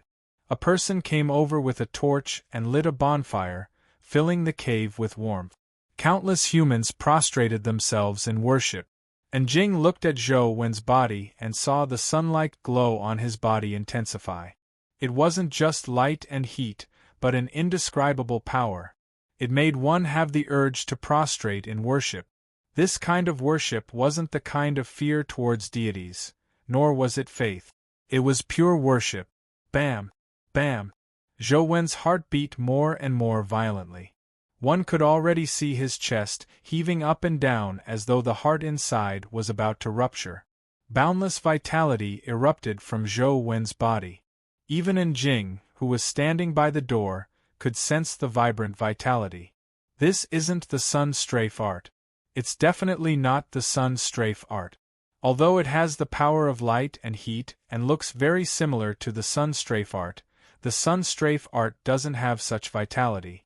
It doesn't have the aura of an emperor that encompasses everything. And Jing stared intently at Zhou Wen as she was extremely alarmed. She originally believed that Zhou Wen would cultivate the sun strafe art when he went to the Holy Land before obtaining the sun god body.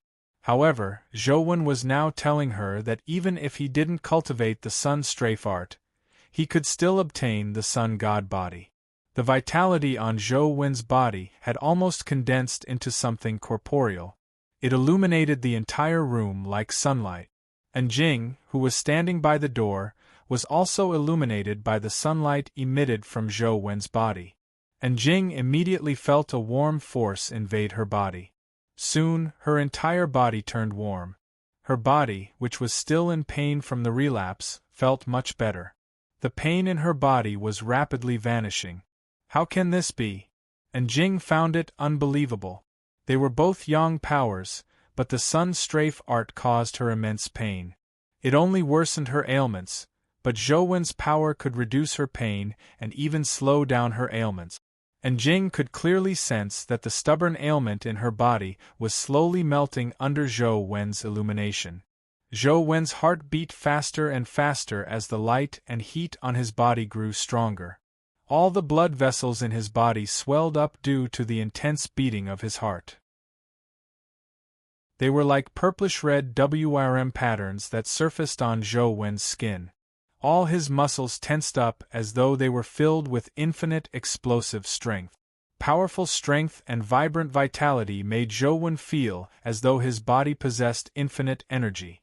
Even if he were to fight the heavens, he could stab a huge hole in it. Zhou Wen felt that he could use 4 words to describe his present state. Vigorous as a dragon and ferocious as a tiger. Ever since he needed blood to game, his physique and strength had been constantly increasing.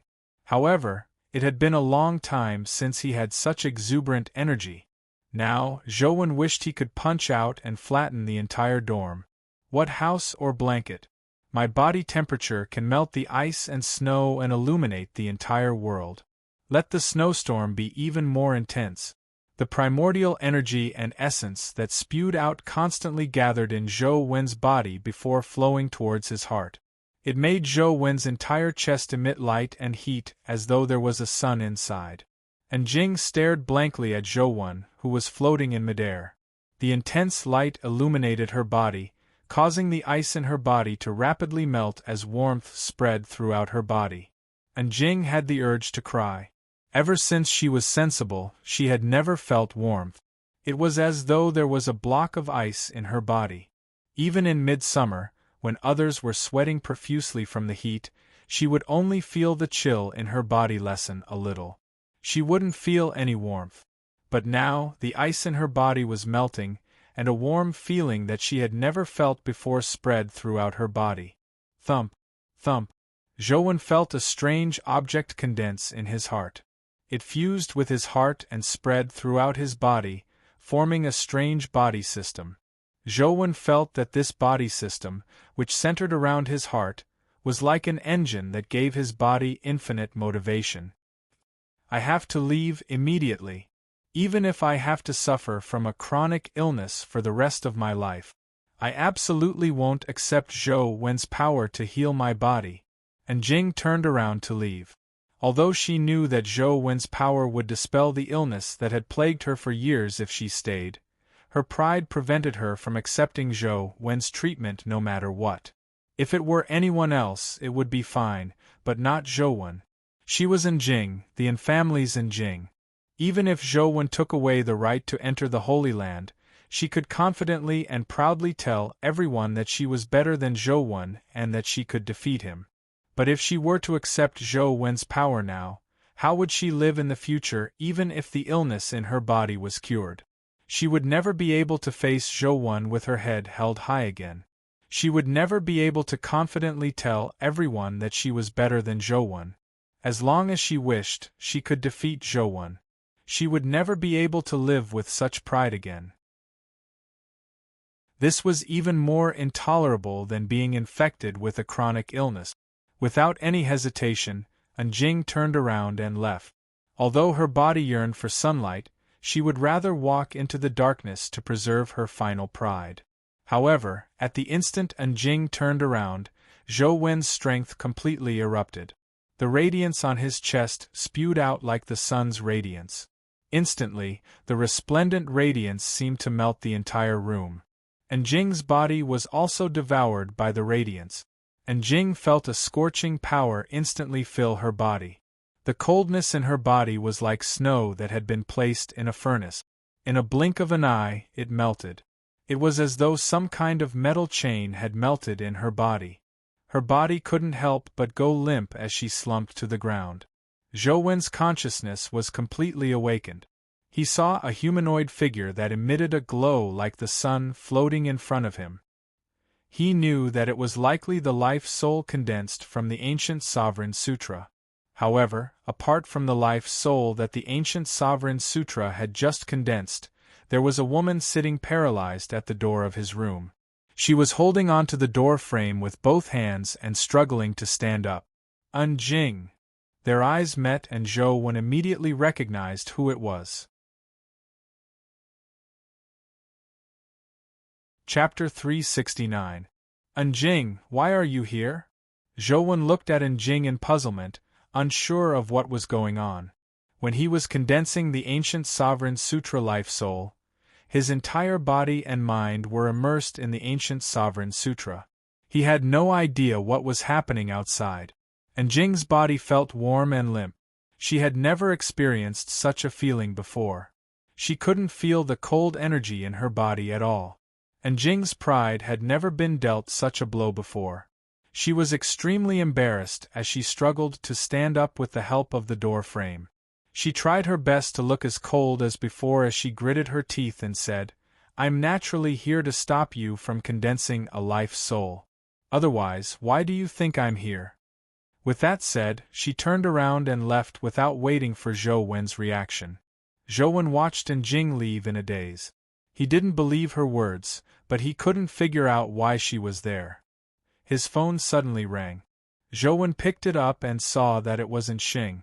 He chose to answer it. "Young Master Wen, are you ready? I'm waiting outside the school's entrance." And Xing waited for a while, but Zhou Wen and Njing didn't come over. Therefore, she called Zhou Wen. "What are you waiting for?" Zhou Wen asked in puzzlement. "Madam asked you to have a meal with Miss Jing. Didn't she inform you?" And Xing said, "Oh, she did. Wait for me. I'll be right there."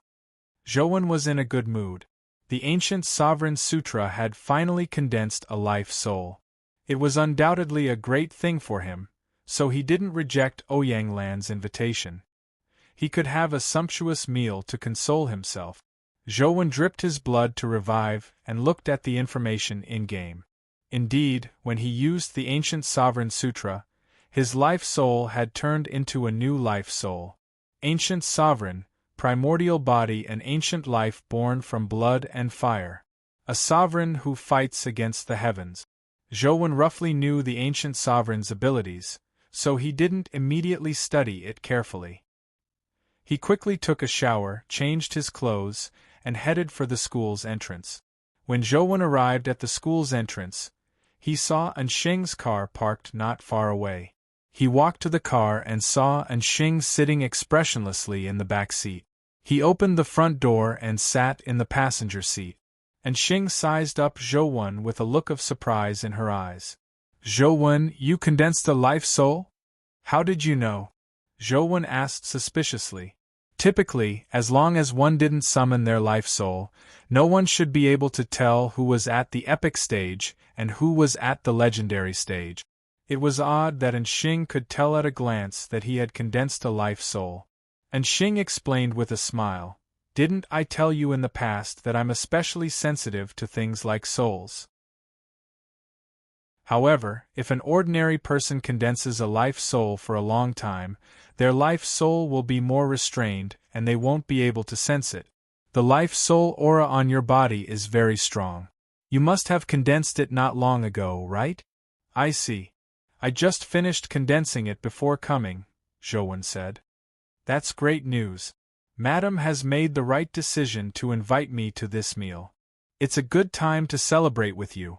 And Xing paused for a moment before saying, "To be able to condense a life soul so quickly, it can be seen that your talent is indeed, as old Mr. Ouyang said.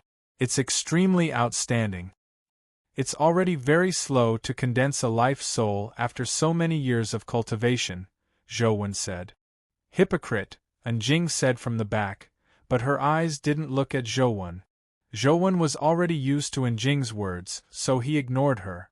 And Xing didn't continue the conversation as he continued asking, "How did you condense a life soul? If you don't mind, share it. I can report the good news to Madam later." "It's nothing special.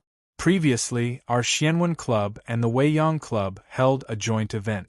Li Xian invited me to have a barbecue. Back then, I observed the charcoal fire and had some insight. After I returned, I continued to study it. My luck wasn't bad and I finally comprehended the true meaning of fire. I broke through the bottleneck I've been stuck at and condensed a life soul," Zhou explained simply. He definitely couldn't hide the fact that he had advanced to the epic stage, so he might as well tell them directly. Furthermore, it was good to put the ancient sovereign sutra life soul out in the open. The other life souls could be hidden, especially Slaughterer. Zhou didn't want anyone to know of the existence of this life soul. He had a nagging feeling that it was too strange. "You comprehended a life soul by eating barbecue?" And Jing didn't say a word, but the corners of her eyes kept twitching as she suffered a huge blow. "Principal Ouyang is right.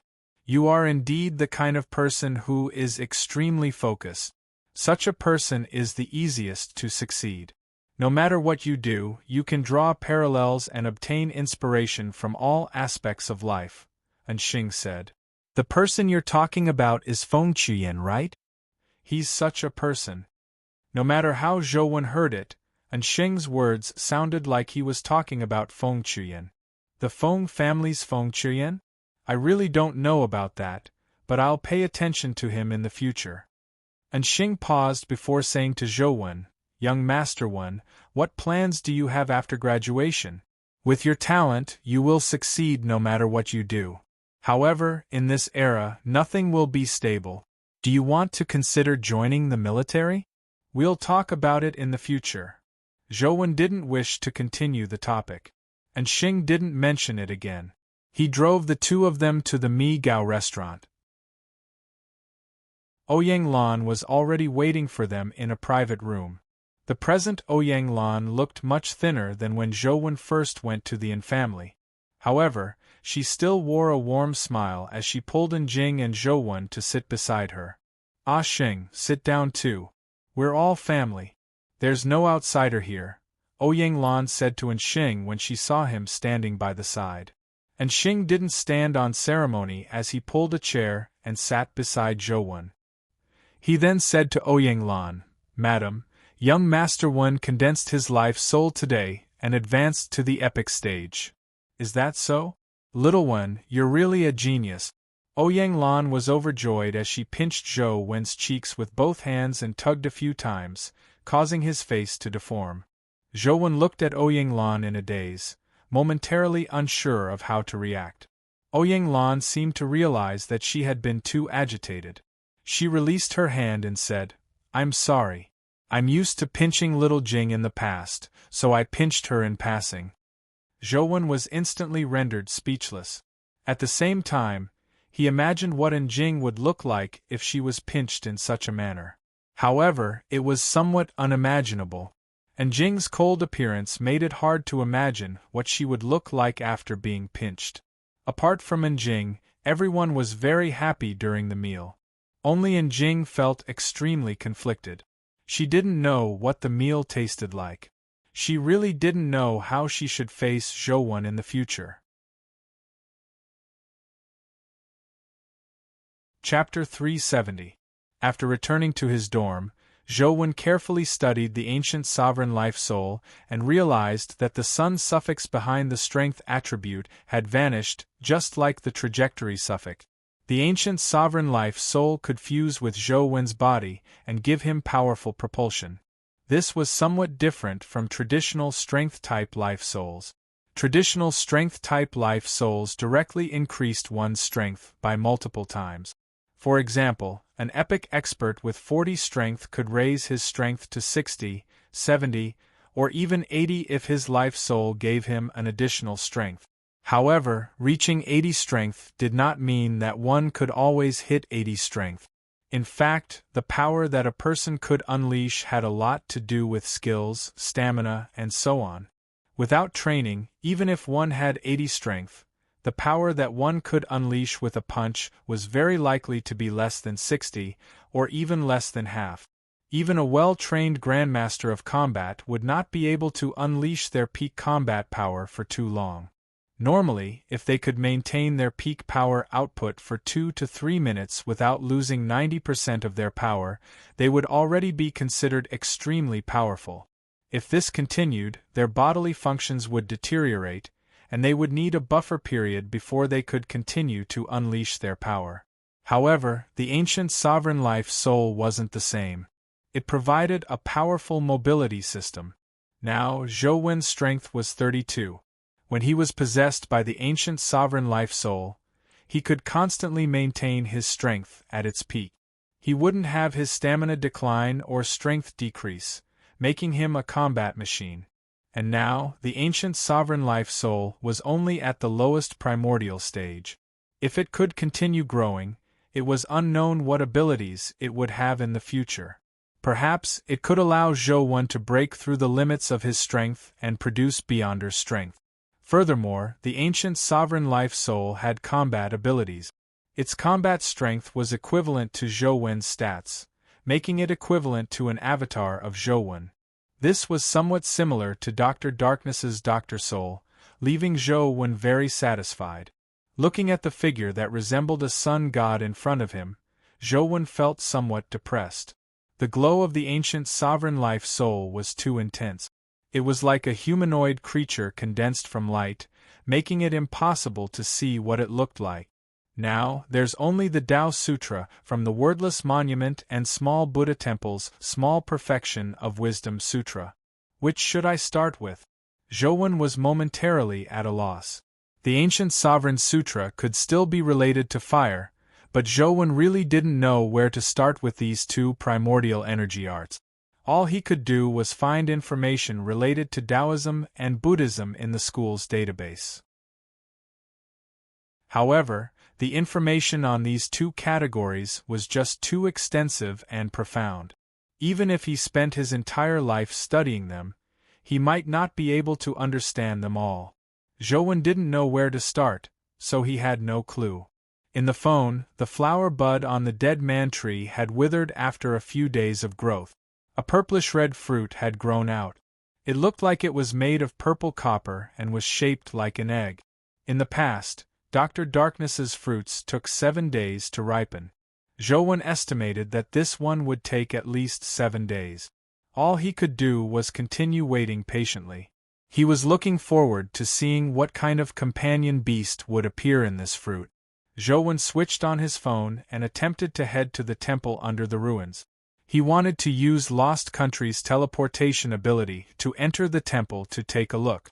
With the offerings, he passed through the Aoyin stone statue and arrived at the palace door on the left. The instant the blood-colored avatar pushed open the palace door, He saw a monster that resembled a tiger or wolf. It was pitch black, had 2 tails, and had wings on its back. Its speed was unbelievably fast. Even the speed of ghost steps couldn't match it. Zhou pressed his finger and the ring transformed from Lost Country's eyes shimmered. The blood-colored avatar's body immediately vanished. When it appeared again, it was already behind the monster. Zhou hurriedly sized up the environment in front of him. He was likely inside a temple. He saw that the temple was very simple and unadorned. There were no exquisite decorative patterns or any calligraphy work. There was only a stone altar and a stone offering table in the temple. There was no statue on the altar, only a stone. Zhou only had time to take a look at the stone before the game screen went black. The blood-colored avatar had clearly been killed by the terrifying dimensional creature. Even if the temple doesn't consecrate deities, it should consecrate demons.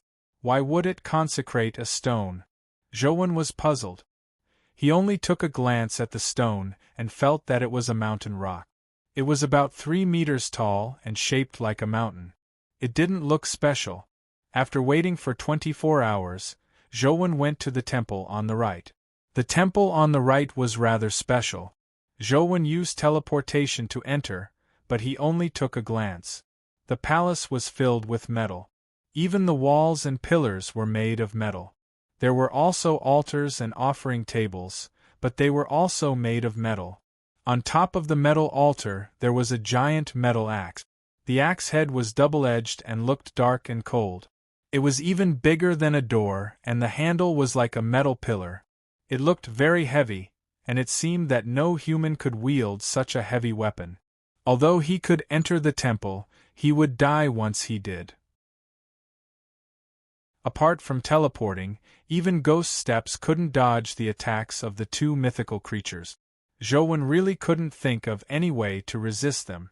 However, there was no place to hide in the temple. If the former principal and company had really entered the temple, they would probably be doomed. Zhou grinded dungeons every day and read some relevant information. He studied the methods to condense a life soul and raise its level. Unknowingly, a few days had passed. One day, Zhou was grinding the tiger dungeon when his phone suddenly rang. Zhou picked up the call while grinding. "Zhou, are you alright?" A familiar voice sounded from the phone. It was Zhongzia. Zhou couldn't be bothered with grinding dungeons. He abandoned the game and gripped his phone tightly. "I'm fine. I've already returned to school. How are you?" After a moment of silence, Zhongzia said, "I can't return to school. If there's a chance, let's meet again in the future." "What plans do you have?" Zhou asked again. Although he hadn't spent much time with them, he felt that Wang Mingyuan's students were very compatible with his temperament. Unknowingly, they had become closer. "The world is so big. Naturally, there will be a place for me. Since my teacher was able to do such a world-shaking thing, I, as his student, can't embarrass him. Naturally, I have to do something big," Zhongzia said. "What's the big thing?" Zhou was somewhat worried. Zhongzia had an odd temper, but he was talented. If he really did evil, he would probably bring disaster to the world. "Let's talk about it when we meet in the future. I have something left on campus. I won't be returning in the future, so it's useless to keep it. I'll give it to you." "It's at." Zhongzia told Zhou a place. "I'll send it to you," Zhou said. "There's no need. Just treat it as a souvenir." Zhongzia hung up after saying that. Zhou called again, but he received a notification that the other party had switched off his phone. "You're tuning in to the Phoenix Nights YouTube channel. Don't forget to subscribe and join us on this journey to catch the most captivating stories."